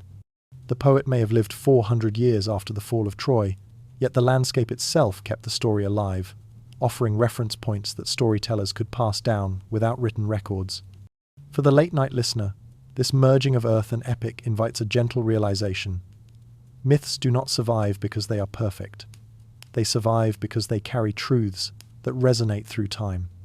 The Troy of Homer is not the Troy uncovered by archaeologists, yet the two are intertwined, one shaped by stone, the other by memory. And now that the city in the poem has been set beside the city in the earth, the story turns toward its most enduring question. Were the heroes themselves, Achilles, Hector, Priam, real? The next section steps into that delicate space between legend and history. Long before Achilles and Hector became symbols of honor and fate, there were real warriors who lived in the palaces and hill forts of the late Bronze Age. Their names are lost, their stories dispersed across centuries of forgetting, but the world they inhabited left traces in weapons, graves, and ruined halls. Through these remnants, the legendary heroes of the Iliad begin to look less like inventions and more like reflections, amalgamations, shaped by memory, culture, and the quiet truths preserved in the earth. Mycenaean Greece, the likely home of Homer's Achaean warriors, was a world defined by elite households.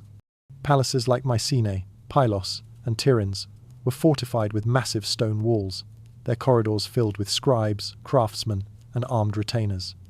This was a society where power radiated from warrior kings, men who trained from youth to fight with spear and shield. Their status was measured not only by wealth, but by their ability to command loyalty and inspire fear. The Iliad echoes this world with striking fidelity heroes who embody individual prowess, yet remain tightly bound to the expectations of their households and kin. Archaeology reveals a warrior culture steeped in ritual and prestige. Graves from the Shaft Circle at Mycenae contain bronze daggers inlaid with scenes of battle, gold masks shaped in the likeness of noble faces, and weapons meant to accompany their owners into the afterlife. These artifacts speak to ideals of bravery, strength, and honor that resonate with Homer's characters. Achilles, with his fierce pride and unyielding sense of personal destiny, may reflect the kind of elite warrior whose reputation determined his place in the fragile hierarchy of palace society. Hector, steady and dutiful, embodies another ideal, the defender of home, bound to family and responsibility more than to individual glory. Warfare in this era was not identical to Homeric description, yet it shares enough features to offer a bridge between myth and practice. Chariot warfare, for example, played a significant role. Archaeological and textual evidence suggests that chariots were used primarily to transport elite warriors to the battlefield, where they dismounted to fight on foot. This contrasts with the dramatic chariot duels of the Iliad, but the core idea remains. Noble warriors rode to war in ways that emphasized their status and announced their arrival. Homer kept the symbolism even as he reshaped the tactics. Boar tusk helmets, described in the Iliad, provide one of the clearest points of contact between story and evidence. Fragments of these helmets, crafted from hundreds of carefully arranged tusk pieces sewn onto leather, have been unearthed at Mycenaean sites. They were prestige items, heavy and visually striking, worn by elite fighters. When Homer mentions such a helmet on the head of Odysseus, he invokes a style already ancient in his own time, preserved in memory long after its use faded. This is the legacy of oral tradition. Objects acquire symbolic weight and continue to live in story even after disappearing from everyday life. Seen through this lens, Achilles and Hector do not need to have existed as historical individuals to feel real. They are distilled from many lives, shaped by centuries of retelling. Achilles carries the fury and brilliance of elite Mycenaean warfare. Hector carries the loyalty and burden of defending a city under threat. Both inhabit emotional landscapes that transcend time, anger, grief, hope, and the fear of losing what one loves most. These qualities are deeply human, rooted in experiences that Bronze Age warriors knew intimately. For the viewer, the calm realization emerges. The heroes of the Iliad might never have walked the earth exactly as the poem describes, but the world that inspired them absolutely did. Their armor, their values, their conflicts, and their tragedies reflect a culture that archaeology continues to illuminate. With these warrior ideals understood, the narrative shifts gently toward the role of modern science. The next chapter explores how new methods, DNA analysis, climate reconstruction, and digital modeling confirm and challenge the stories we inherit from both myth and memory. For centuries, the ruins of Troy invited speculation, imagination, and debate. Scholars argued over dates, explorers searched for treasure, and poets shaped the fragments into stories. But only in the last few decades has the city begun to reveal its secrets with a new kind of clarity, one brought not by legend or intuition, but by technology. The quiet, methodical instruments of modern science have opened a fresh window into the ancient world, allowing us to read Troy not through myth, but through data drawn carefully from earth and stone. The process begins with ground-penetrating radar, a technique that sends pulses into the soil and listens to their echoes. These subtle signatures reveal shapes hidden beneath the surface walls, foundations, pits, and layers untouched by excavation. What once required years of digging can now be mapped in hours. The hill of Hisarlik, viewed through this technology, looks less like a mound and more like a layered fingerprint, each line marking a different century of human life. Radar imaging shows forgotten streets, collapsed structures, and outlines of buildings that lie deeper than the eye can see. Instead of guessing where to dig, archaeologists can focus on features already charted by unseen waves. Stratigraphy, an older but still essential method, works like reading the pages of a book written by time. Each layer of soil represents a different era, stacked gently above the next. Some layers are marked by fire, others by rebuilding, others by traces of daily life. Stratigraphy becomes the calm heartbeat of archaeological interpretation, guiding researchers through a vertical journey from the most recent structures down to the earliest settlements. Every shift in color or texture speaks of change, the silence of abandonment, the violence of destruction, or the hope of renewal. In Troy, these layers reveal 9 major phases, each with its own story, each shaped by forces both human and natural. Radiocarbon dating then anchors these layers in time. Small fragments, charred grain, animal bone, bits of timber are tested for the faint trace of radioactive decay. From this measurement, scientists estimate when the object last lived or burned. These dates gently correct earlier assumptions, aligning layers with the broader timeline of the Late Bronze Age. They confirm when fires swept the city, when walls were built, and when life returned after periods of silence. Through this method, the destruction layers of Troy v6 and 7 are placed in the same era as the regional collapse of Mediterranean civilizations, grounding myth within a framework of measurable moments. But some of the most revealing insights come from microscopic residue analysis. This technique examines grains of pollen, traces of soot, residues of wine or oil inside pottery, and tiny particles trapped in stone or soil. Under magnification, these fragments speak of climate shifts, agricultural patterns, trade networks, and even the meals once cooked in ancient kitchens. At Troy, such analyses uncover evidence of drought, fluctuations in farming, and the movement of foreign goods. They show a city engaged in trade far beyond its immediate surroundings, receiving shipments from distant lands, and experiencing stresses that affected food storage and daily survival. These technologies do more than confirm what archaeology already suspected. They reshape the narrative. They show that Troy's destruction was not a single isolated moment, but part of a long sequence of pressures. They reveal that the people who lived there adapted constantly to changing environments, shifting economies, and distant political tremors. They show a world far more interconnected and fragile than once imagined. The calm, methodical nature of scientific investigation creates a sense of gentle revelation.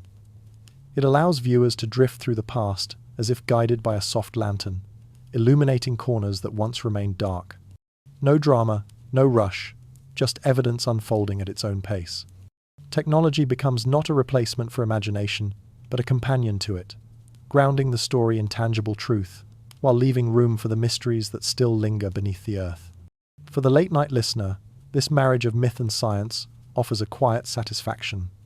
The machines do not solve every question, They do not erase uncertainty, but they reveal patterns, confirm possibilities, and whisper answers where silence once lived. They create a bridge between ancient memory and modern inquiry, allowing us to see Troy not as a legend floating beyond reach, but as a real city shaped by forces we can measure and understand. And with this foundation laid, the narrative now turns toward the question that has shadowed Troy since its rediscovery. Was its final destruction the work of human hands, or the result of nature's restless power? The next section begins that search. When archaeologists first uncovered the destruction layers of Troy, they found themselves standing at the center of a quiet but profound debate. The evidence seemed to speak in two different voices, one whispering of nature's upheaval, the other of human aggression. The ground bore scars of sudden shaking, yet the ruins also held signs of fire and chaos. For decades, scholars leaned toward one explanation or the other, as if the city's fall had to belong to a single moment, a single cause. But as the science deepened, the story grew more complicated, and the lines between war and disaster began to blur. The earliest clues pointing to an earthquake lie within the city's foundations. Walls from Troy 6 show distinctive cracks, long fractures that run diagonally through stone blocks. These are not the marks of siege engines or weapons. They mirror patterns found in regions known for seismic activity. Doorways tilted, upper floors collapsed inward, and certain structures show sudden structural failure, inconsistent with prolonged combat. The idea of an earthquake, perhaps a series of them gaining force beneath Troy, is not merely speculation. Western Anatolia lies along fault systems capable of producing powerful tremors. The earth could have shaken with a force strong enough to bring even the best-built walls down. Yet earthquakes, though destructive, do not typically leave behind the signs of burning or looting found in Troy VII. In these later layers, archaeologists uncovered charred beams, blackened pottery, and ash settling thickly across collapsed homes. Rooms appear to have been abandoned in haste.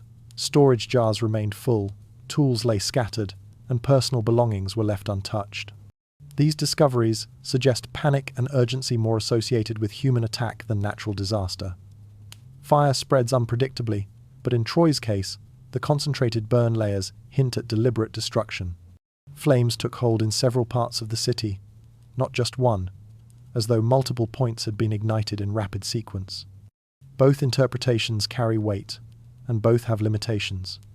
An earthquake might topple walls, but it cannot explain the widespread burning. A raid or siege could produce fire and chaos, but it would not fracture stone foundations so uniformly. For many years, scholars tried to choose between the two. They sought a single answer, a single moment that would match the drama of Homer's tale. But the earth resisted such simplification.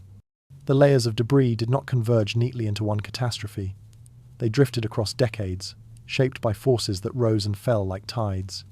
The calm truth emerging from the soil is that Troy may not have experienced one great fall, but several. The city endured cycles of rebuilding and collapse, each phase leaving its own signature. Troy VI likely suffered a major earthquake, a disaster that weakened its structures and destabilized life within its walls. In the aftermath, the population rebuilt, adjusting to the damage while continuing to inhabit the strategic crossroads that had sustained them for centuries. But vulnerability invites danger. A city recovering from seismic shock becomes easier prey for external threats, especially in an era marked by migration, conflict, and economic strain. Troy VII, the layer often associated with the Trojan War, shows these later pressures clearly. The city's houses grew smaller and more densely packed, hinting at overcrowding and resource stress.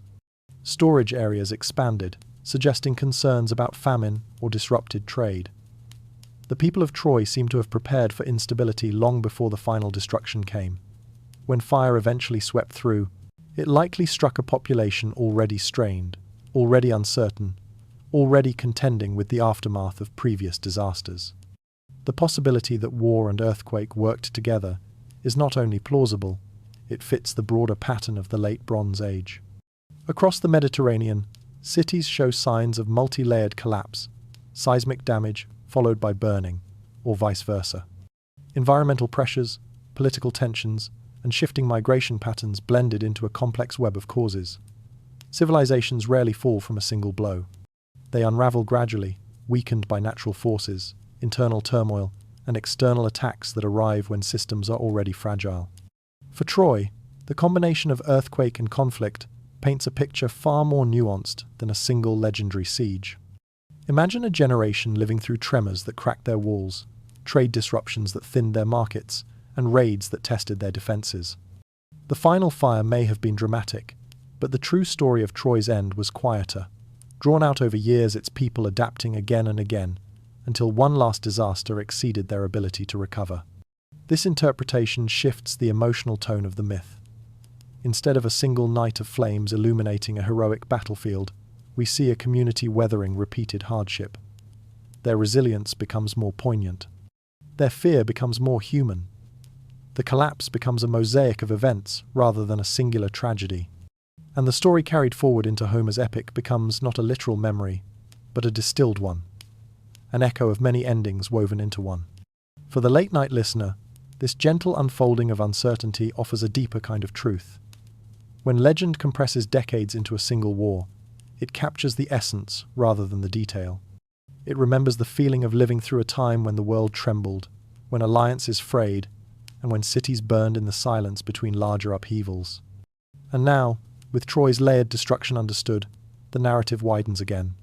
The next section steps beyond the city, asking whether the entire region was caught in the same storm of natural and human forces, and what that means for the world Troy inhabited. As Troy's layers reveal their story, a larger pattern begins to shimmer into view, one that stretches far beyond the windswept hill above the Dardanelles. The city's destruction was not an isolated tragedy, but part of a wider unraveling that swept across the Mediterranean world. When examined through the quiet lens of archaeology, the fall of Troy becomes one candle in a long corridor of flames, each extinguished in a span so brief that entire civilizations seem to exhale and vanish almost at once. In the Greek mainland, the great Mycenaean palaces, Mycenae, Pylos, Tiryns, show burn layers astonishingly close in time to Troy VII's destruction. Their storerooms filled with ashes, their frescoes cracked, their archives frozen mid-sentence. The palace of Pylos, once a humming centre of bureaucracy, fell so suddenly that scribes baked alive the clay tablets they had just inscribed. The fires were not random. They followed patterns seen across multiple sites, suggesting a region gripped by instability that no single kingdom could contain. To the east, the Hittite Empire crumbled with equal suddenness. Cities that had thrived under its protection, Hattusa, Tarhuntassa, Carchemish, either burned or dissolved into silence. Written records stop abruptly, as if the pens of an entire civilization lifted from the page and never touched it again.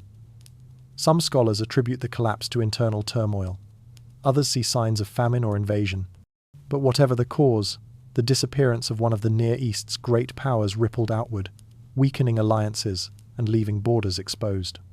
Egypt, too, felt the tremors of this age. The inscriptions on the walls of Medinet Habu describe desperate battles against the sea peoples, migrants, and raiders, whose movements may have been triggered by the very collapses they helped perpetuate. The reliefs show lines of ships, warriors with feathered headdresses, and families carrying their belongings across the sea. These records confirm that Egypt alone survived the storm fully intact, though even it emerged battered, its wealth and influence diminished. Farther west, coastal cities in Cyprus and the Levant show layers of destruction that mirror those found in Greece and Anatolia. Trade networks that once stretched seamlessly across thousands of miles fractured, leaving ports empty and markets silent. The collapse was not a single wave, but a series of shocks, each weakening the next, until the entire interconnected world of the Late Bronze Age flickered and fell into a long twilight.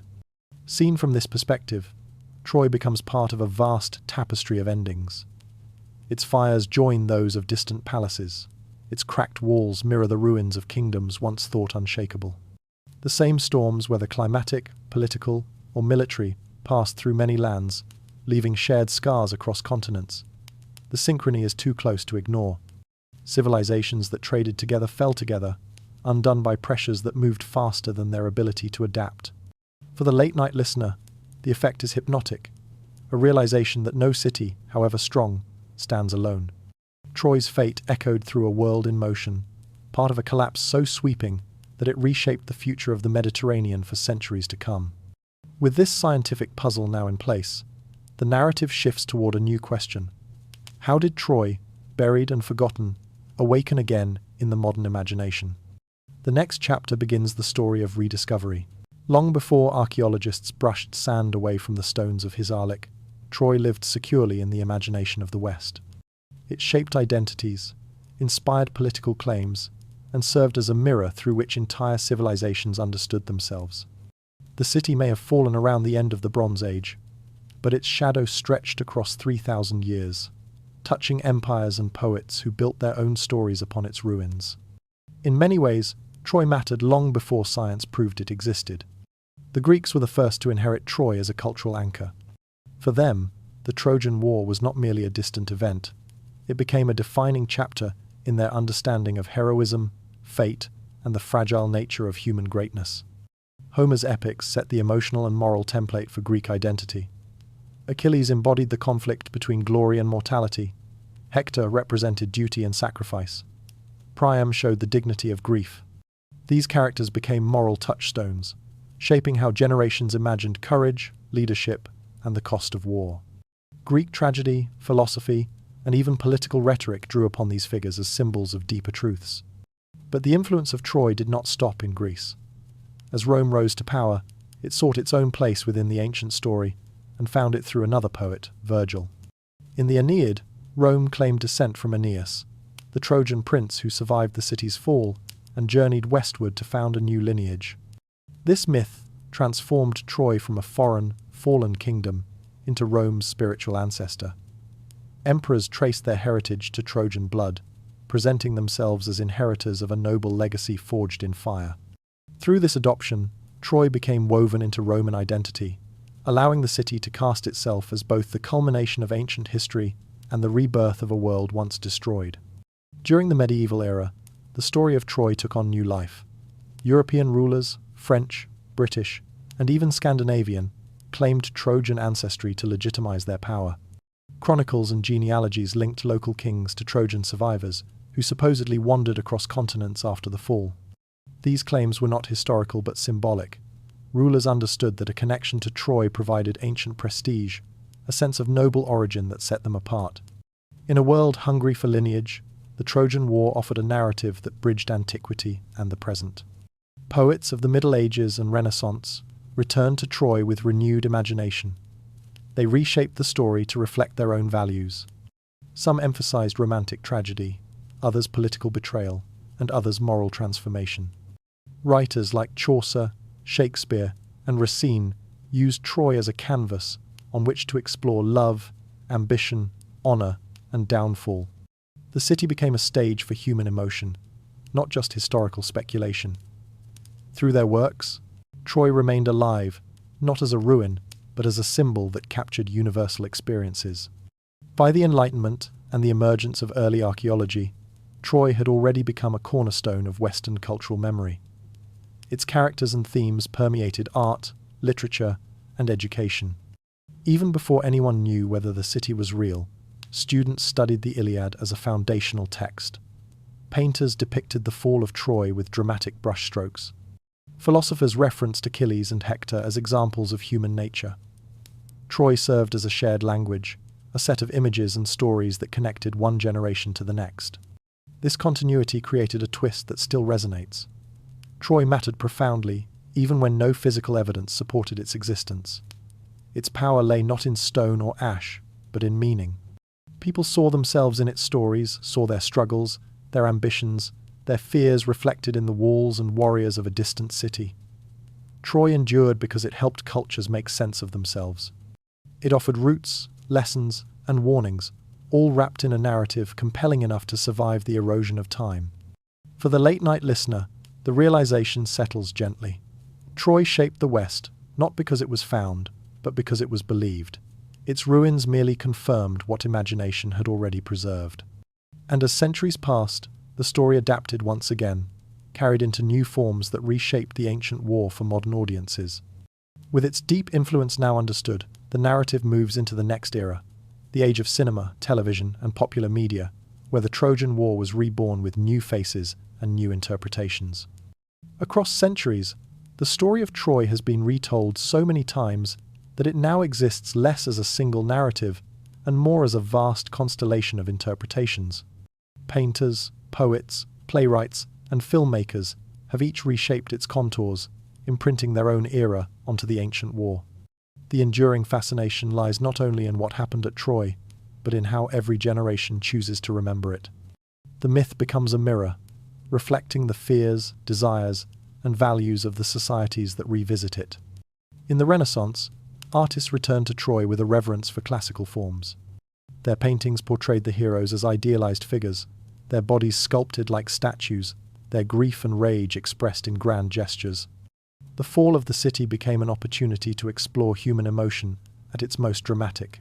Flames rose against a backdrop of marble perfection, suggesting that even beauty could not withstand the tides of fate. These works did not aim for accuracy, they aimed for resonance. By elevating the characters beyond realism, the artists gave viewers a sense of timeless tragedy.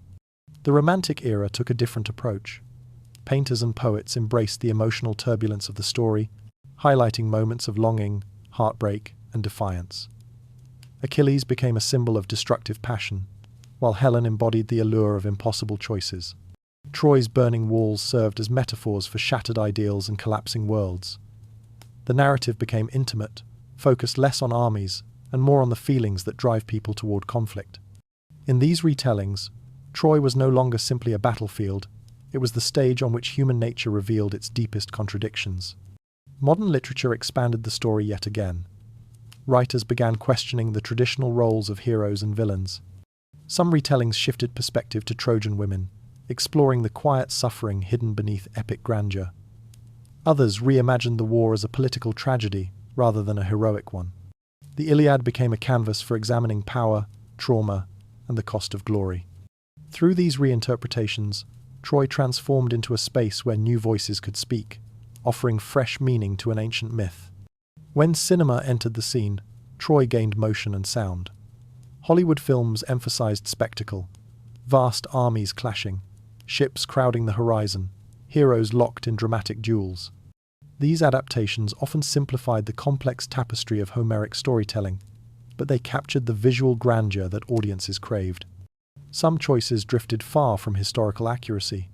Enormous palaces, impossibly large armies, and characters reimagined to fit modern archetypes. Yet even these exaggerations revealed something important. Each retelling shows what contemporary viewers want from the past: emotion, beauty, drama, or clarity. Television series and digital media continued this evolution.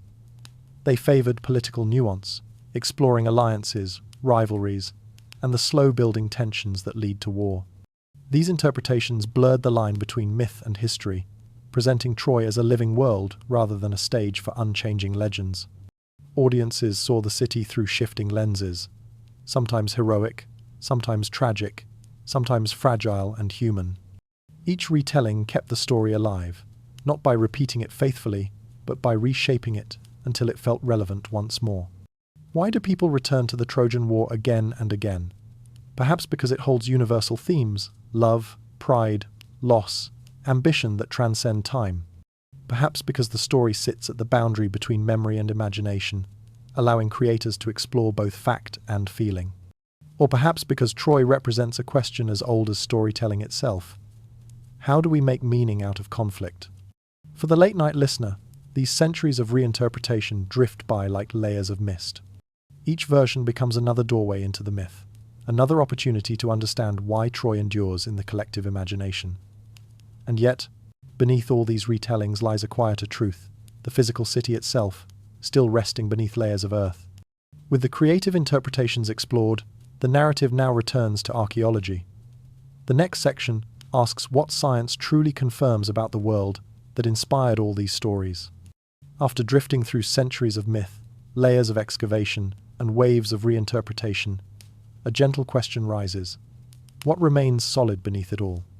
What can we say with confidence about Troy without poetry, without speculation, without the distortions of time?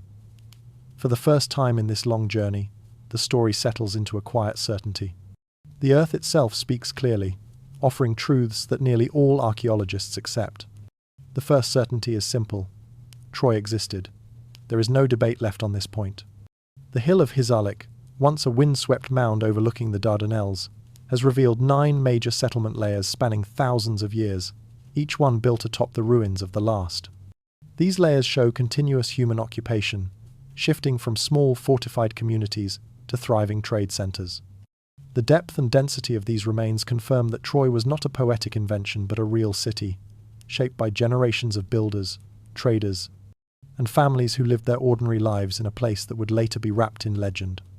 The second certainty is that Troy was powerful in its time. Its strategic location near the entrance to the Black Sea placed it along vital trade routes connecting continents. Control of this passage meant influence, wealth, and leverage. Archaeological evidence, foreign pottery, storage complexes, metalworking remains, and imported materials paints a picture of a city deeply involved in regional exchange. Troy was not an isolated outpost, it was a node in a vast network, important enough to attract both alliance and threat. Even without myth, its economic and strategic significance alone would have given it a prominent place in the ancient world. The third certainty is that Troy suffered destruction more than once. Burn layers, collapsed walls, and sudden abandonment appear in several phases of the site's history. Some destructions bear the signature of earthquake, others show signs of fire, looting, and human conflict. The most dramatic of these layers belongs to the Late Bronze Age, precisely the period associated with the so-called Trojan War. The debris of Troy VII tells a story of upheaval, crushed pottery left where it fell, arrowheads embedded in charred structures, and homes packed tightly as if the population had grown anxious or overcrowded. These findings reveal a city under stress, responding to pressures that ultimately overwhelmed it. Another point of consensus is the timeline. Radiocarbon dating, stratigraphy, and regional comparisons show that Troy's major destruction occurred around the same time as the collapse of Mycenaean palaces, Hittite cities, and other Mediterranean powers. This synchronicity is not accidental. Troy's fall aligns with a period when entire civilizations were unraveling, trading systems were breaking down, and migration waves were altering the political landscape. Whatever happened at Troy was part of a larger pattern, a moment when the ancient world shifted dramatically. A final certainty lies in the relationship between myth and memory.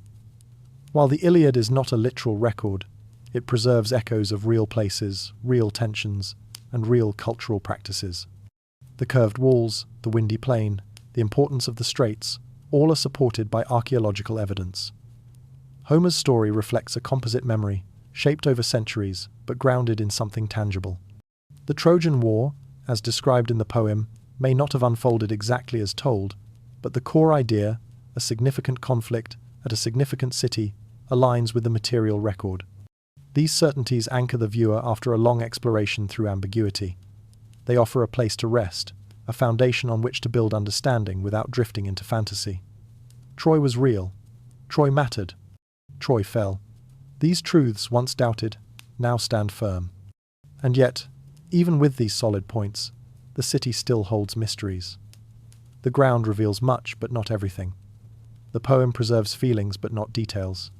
Between the facts lie questions that whisper rather than shout, inviting us to look deeper into what remains unknown.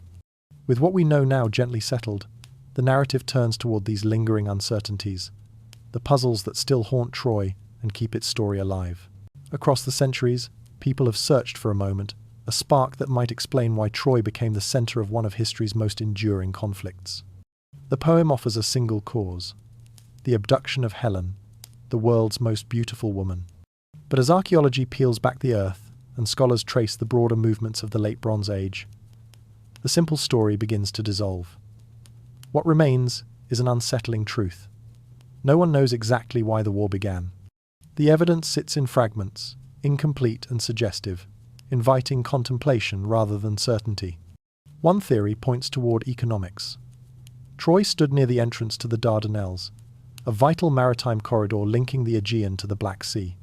Ships moving through this passage carried metals, grain, and luxury goods that fueled the economies of powerful kingdoms. If Troy controlled access or demanded tolls, it could have threatened Mycenaean interests. Some scholars imagine a brewing rivalry, a slow accumulation of tensions between trading powers, whose fortunes rose and fell with each ship that passed the strait. In this view, the war was not about beauty or honor, but about resources and leverage. A conflict sparked not by passion, but by economics. Another possibility is political rivalry. The Late Bronze Age was a world of shifting alliances and fragile diplomacy. Letters between kings reveal complaints about piracy, broken promises, and border disputes. A city as strategically placed as Troy would have been involved in these tensions, sometimes willingly, sometimes unwillingly. It may have aligned with certain powers and resisted others.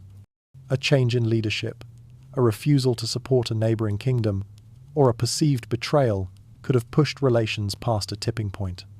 War, in this sense, might have been the climax of long-standing political friction rather than a sudden incident. Cultural conflict also lingers as a possibility. The region around the Dardanelles was a meeting ground for Anatolian, Aegean, and Near Eastern peoples. Such diversity brought opportunity, but also tension. Differences in language, customs, and authority might have created misunderstandings or hostilities. Some researchers suggest that Mycenaean Greeks and the people of Troy, possibly related to the Luwians, held long-standing rivalries influenced by trade competition, territorial disputes, and cultural pride.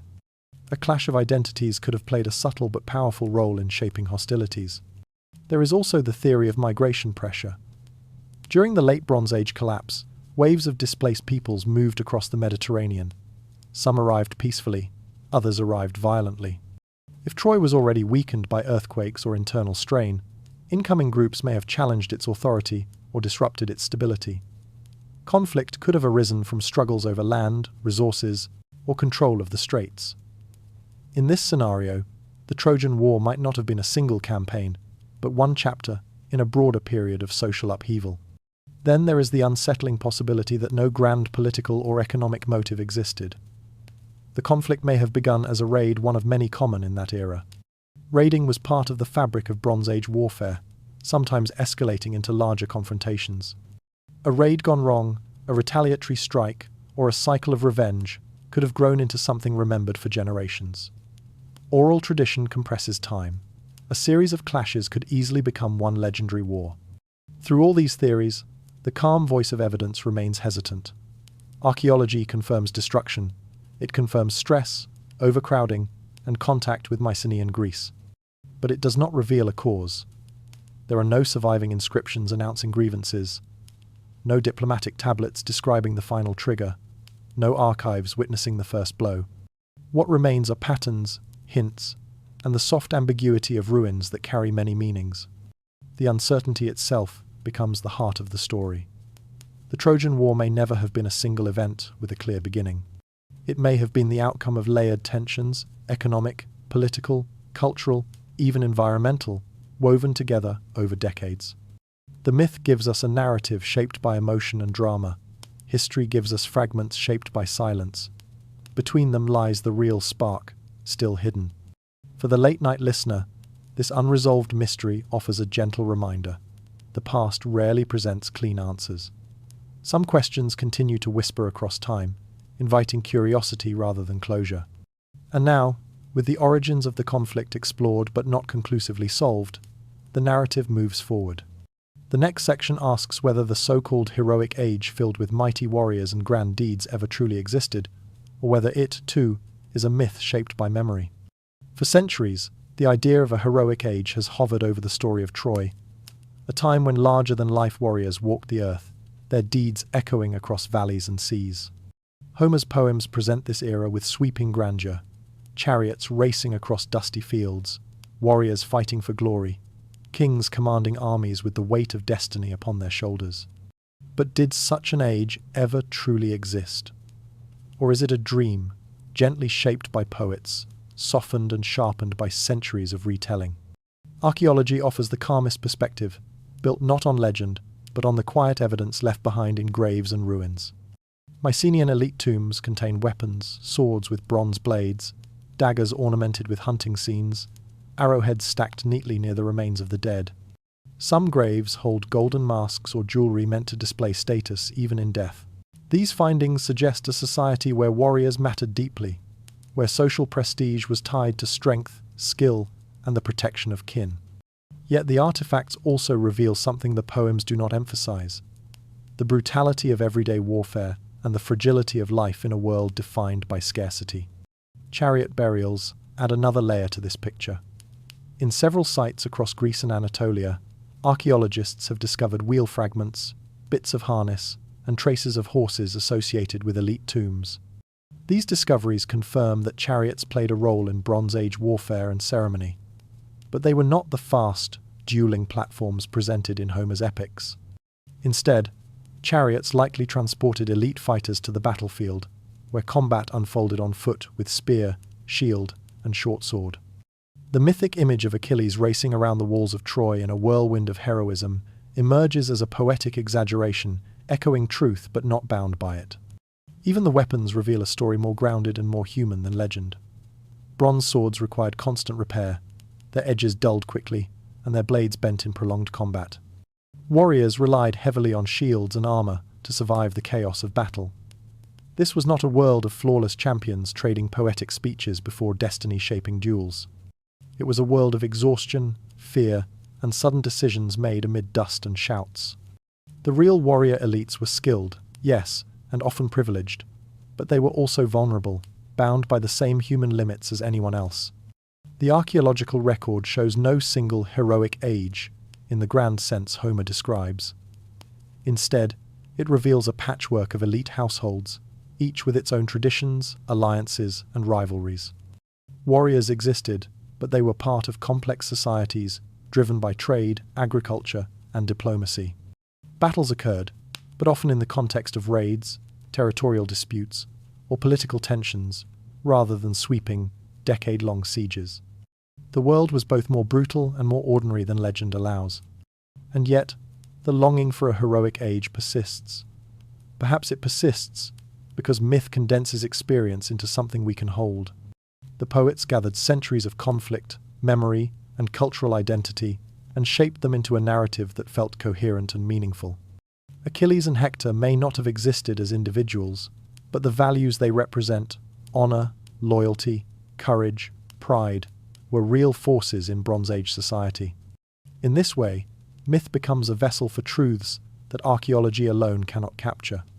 For the late-night listener, this realization offers a gentle balance. Heroes may not have walked exactly as the poets described them, but the world that inspired them was far from imaginary. It was a place of ambition, danger, and fleeting triumphs, where ordinary people sometimes rose to extraordinary moments. And now, as this chapter draws to its final question, the narrative turns outward once more. Why, after all these centuries, does Troy still matter? Why does its story echo louder now than ever before? Long after its stones crumbled and its name slipped into legend, Troy continues to live in the human imagination. It lingers, not because of certainty, but because of what it represents. A city destroyed 3,000 years ago should feel distant, sealed behind time like a fossil.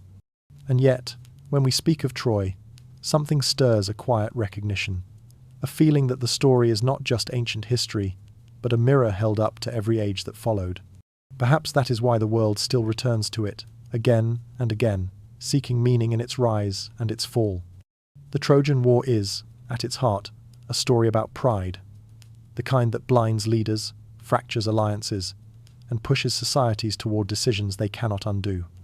In Homer's telling, men go to war for honor, for reputation, for the fear of appearing weak. These motives are not relics of a forgotten world. They echo through modern politics, international rivalry, and even the small, private choices that shape relationships. When we listen to the Iliad, we hear not only ancient voices, but our own impulses, magnified by time. Troy is also a story about loss. Not the clean, noble loss that statues celebrate, but the quiet, unsparing kind that touches families, cities, and civilizations. The poem lingers on the grief of parents, the despair of widows, the fear of children who see their world slipping away. Archaeology confirms that such grief was real. Homes abandoned in haste, belongings left scattered, lives interrupted without warning. The ruins record a truth older than myth, that collapse is rarely swift, and suffering rarely heroic. This recognition binds us to Troy with a thread of shared vulnerability. At the same time, Troy embodies downfall. A powerful city, secure in its walls and wealth, faces pressures it cannot foresee. Some come from within, overcrowding, resource stress, political uncertainty. Others arrive from afar, raiders, earthquakes, shifting trade routes. The city adapts, rebuilds, and endures, until one day it cannot. This arc of resilience strained to breaking is familiar to any civilization that imagines itself permanent. In Troy's fate lies a quiet warning. No structure, however mighty, is immune to the slow accumulation of forces that reshape a world. And yet, Troy is not merely a tragedy. It is also a story about humanity. Even in the depths of conflict, the Iliad shows moments of connection. Priam begging for his son's body, Achilles grieving for a friend, soldiers pausing to admire the beauty of their enemies.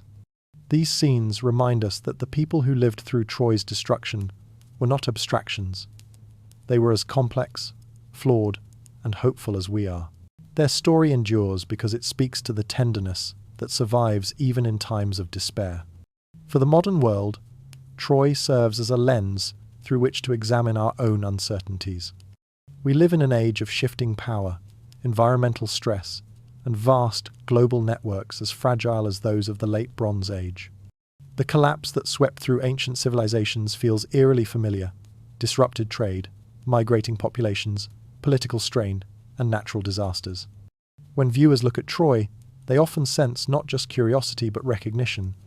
The ancient city becomes a metaphor, a whisper from the past reminding us that stability is not a guarantee, and that choices made in pride or fear can echo far beyond their moment. But perhaps the most enduring reason we still need Troy is its ability to hold both myth and truth at once. It allows us to explore the boundary between imagination and evidence, between poetry and archaeology. As we uncover the layers of the city, we uncover layers of ourselves, how we remember, how we interpret, how we search for meaning in ruins and stories. Troy becomes a place where the human mind meets the human past, each shaping the other.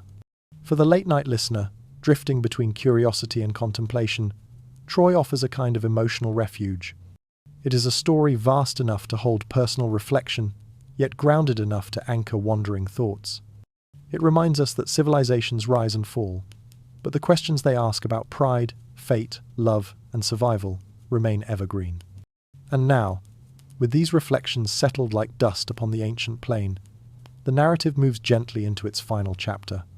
Having explored what we know and what we feel, the story turns toward what archaeology reveals beneath the myth, where memory ends and the truth of Troy begins. When we follow every thread, myth, archaeology, science, and history, they begin to converge into a single, quiet picture. It is not the neat, dramatic tale sung by poets, nor the absolute clarity that modern audiences sometimes expect. Instead, it is something more human, more intricate, and perhaps more haunting.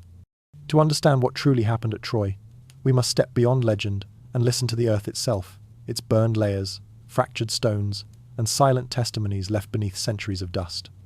The first truth is that Troy was real. Not a dream, not a poetic invention, not a symbolic city imagined into existence by wandering storytellers. Excavation at Hisarlik revealed a settlement occupied for more than 3,000 years, rising through 9 major phases of construction.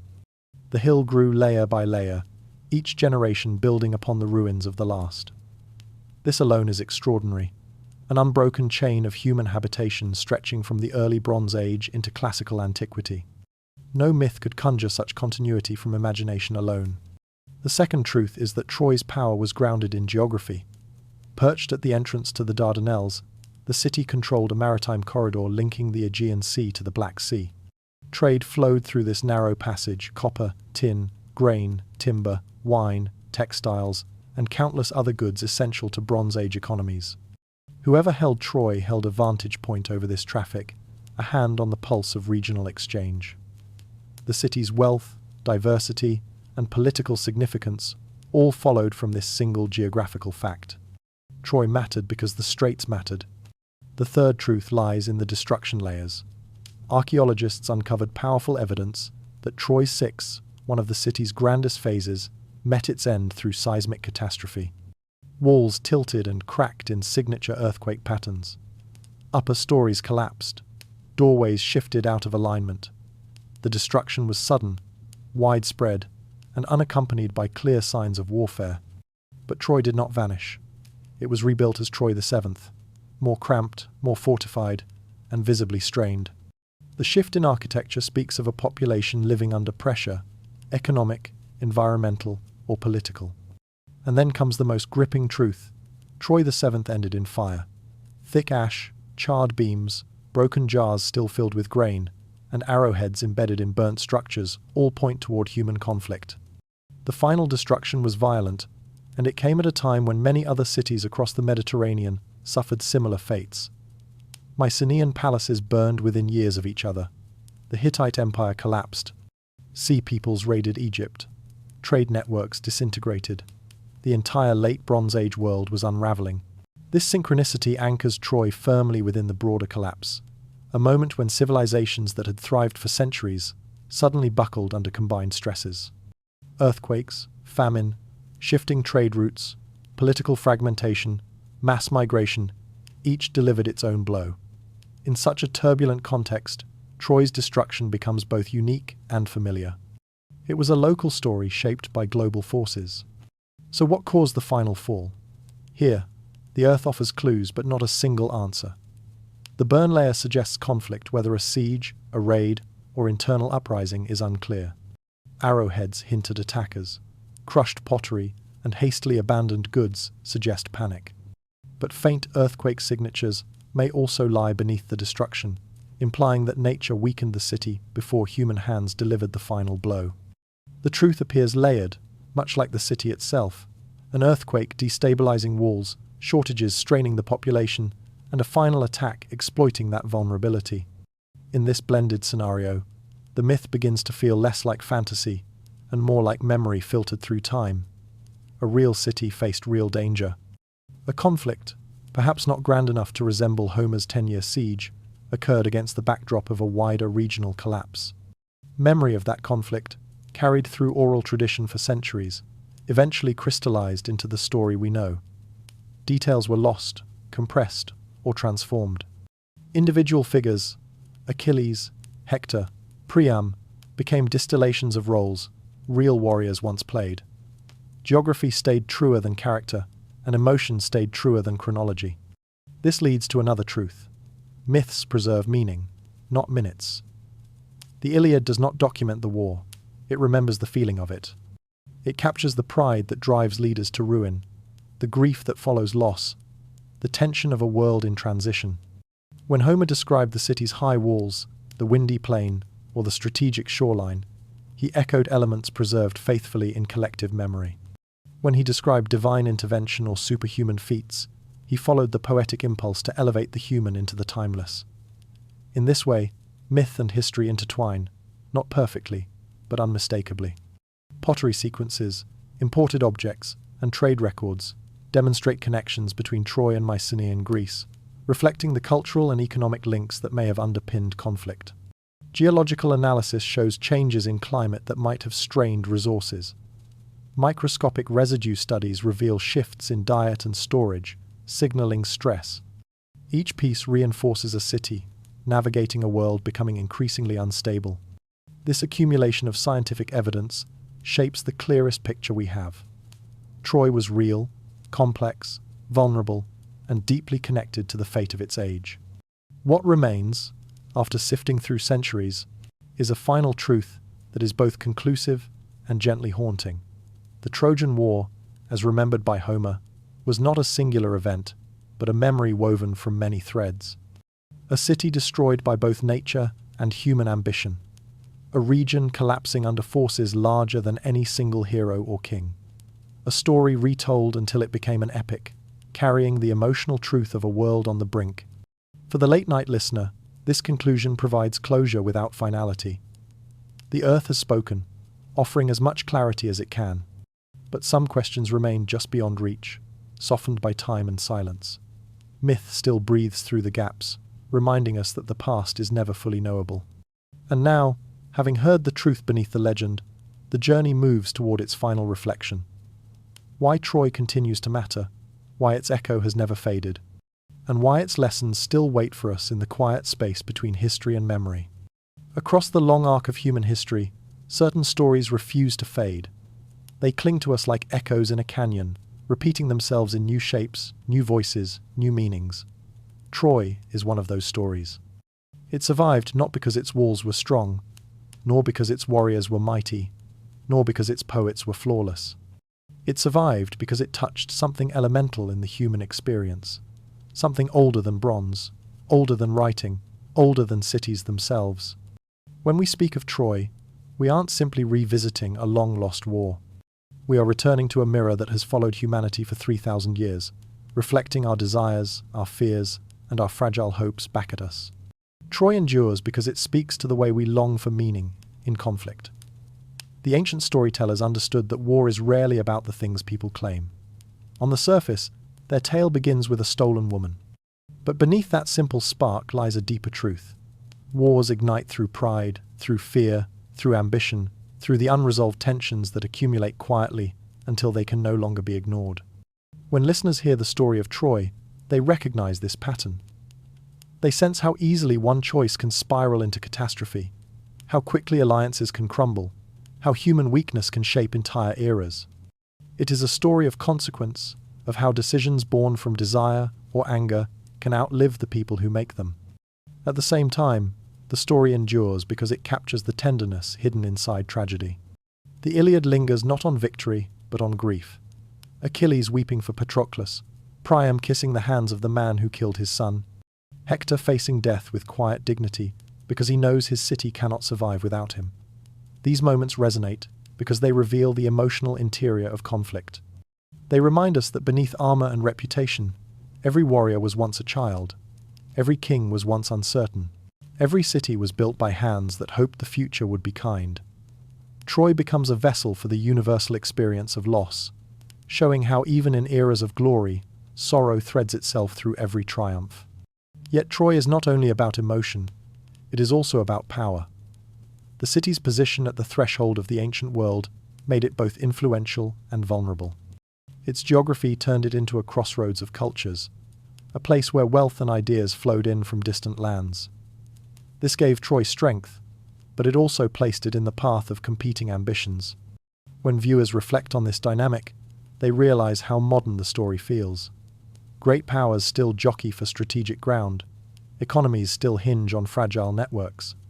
Nations still rise and fall based on access to trade routes, resources, and influence. Troy is a reminder that even the most prosperous societies stand on foundations more delicate than they appear. But perhaps the most haunting reason Troy lives on is its collapse. Something in us is compelled by the image of a mighty city falling, flames consuming towers that once symbolized protection and pride. We carry an almost instinctive awareness that all civilizations, no matter how advanced, contain the seeds of their own unraveling. The late Bronze Age collapse, with its chain of destroyed cities and vanished empires, feels eerily familiar to any era that senses instability beneath its feet. Troy, in this way, becomes a quiet warning. It whispers that decline rarely arrives in a single moment. It builds slowly, softly, hidden behind comforts and assumptions. By the time a city realizes danger is near, the fire may already be inside the walls. And yet, Troy offers comfort too. The city fell, but its memory did not. Its stones were buried, but the story rose higher than the ruins ever stood. This paradox reassures us in a world where so much feels temporary. Cultures may crumble, but meaning can persist. Lives may vanish, but the stories woven around them can outlast entire ages. The endurance of Troy's narrative shows that humanity's impulse to remember is stronger than its tendency to forget. The myth became a vessel for emotions, identities, warnings, and aspirations that societies carried forward even when physical evidence lay hidden beneath the soil. As archaeology matured, the legend deepened rather than diminished. Discovering that Troy was real did not shrink the story to a footnote. Instead, it expanded it, offering new layers of resonance. The ruins confirmed that something profound happened there, a collision of nature and ambition, a moment caught within the broader collapse of an interconnected world. But the ruins also preserved silence, leaving vast spaces for imagination. In those spaces, the story breathes. It invites each generation to reinterpret Troy according to its fears and dreams. Poets saw honor, historians saw politics, artists saw beauty, philosophers saw fate. The modern world sees fragility, an echo of its own uncertainties reflected through ancient dust. Troy also persists, because it addresses a question central to human existence. How do we make sense of endings? Civilizations rise with confidence that their accomplishments will endure, yet history shows that nothing remains untouched by time. Troy became the symbol of this tension, the gap between the desire for permanence and the reality of impermanence. That gap is where myth grows. It is where memory transforms into story, where story transforms into lesson, and where lesson transforms into legacy. Troy teaches not through its survival, but through its disappearance.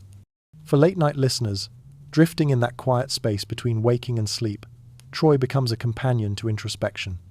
It encourages reflection on the cycles of creation and destruction, on the ways humanity builds meaning out of loss, on the fragile architecture of societies, and the resilience of imagination.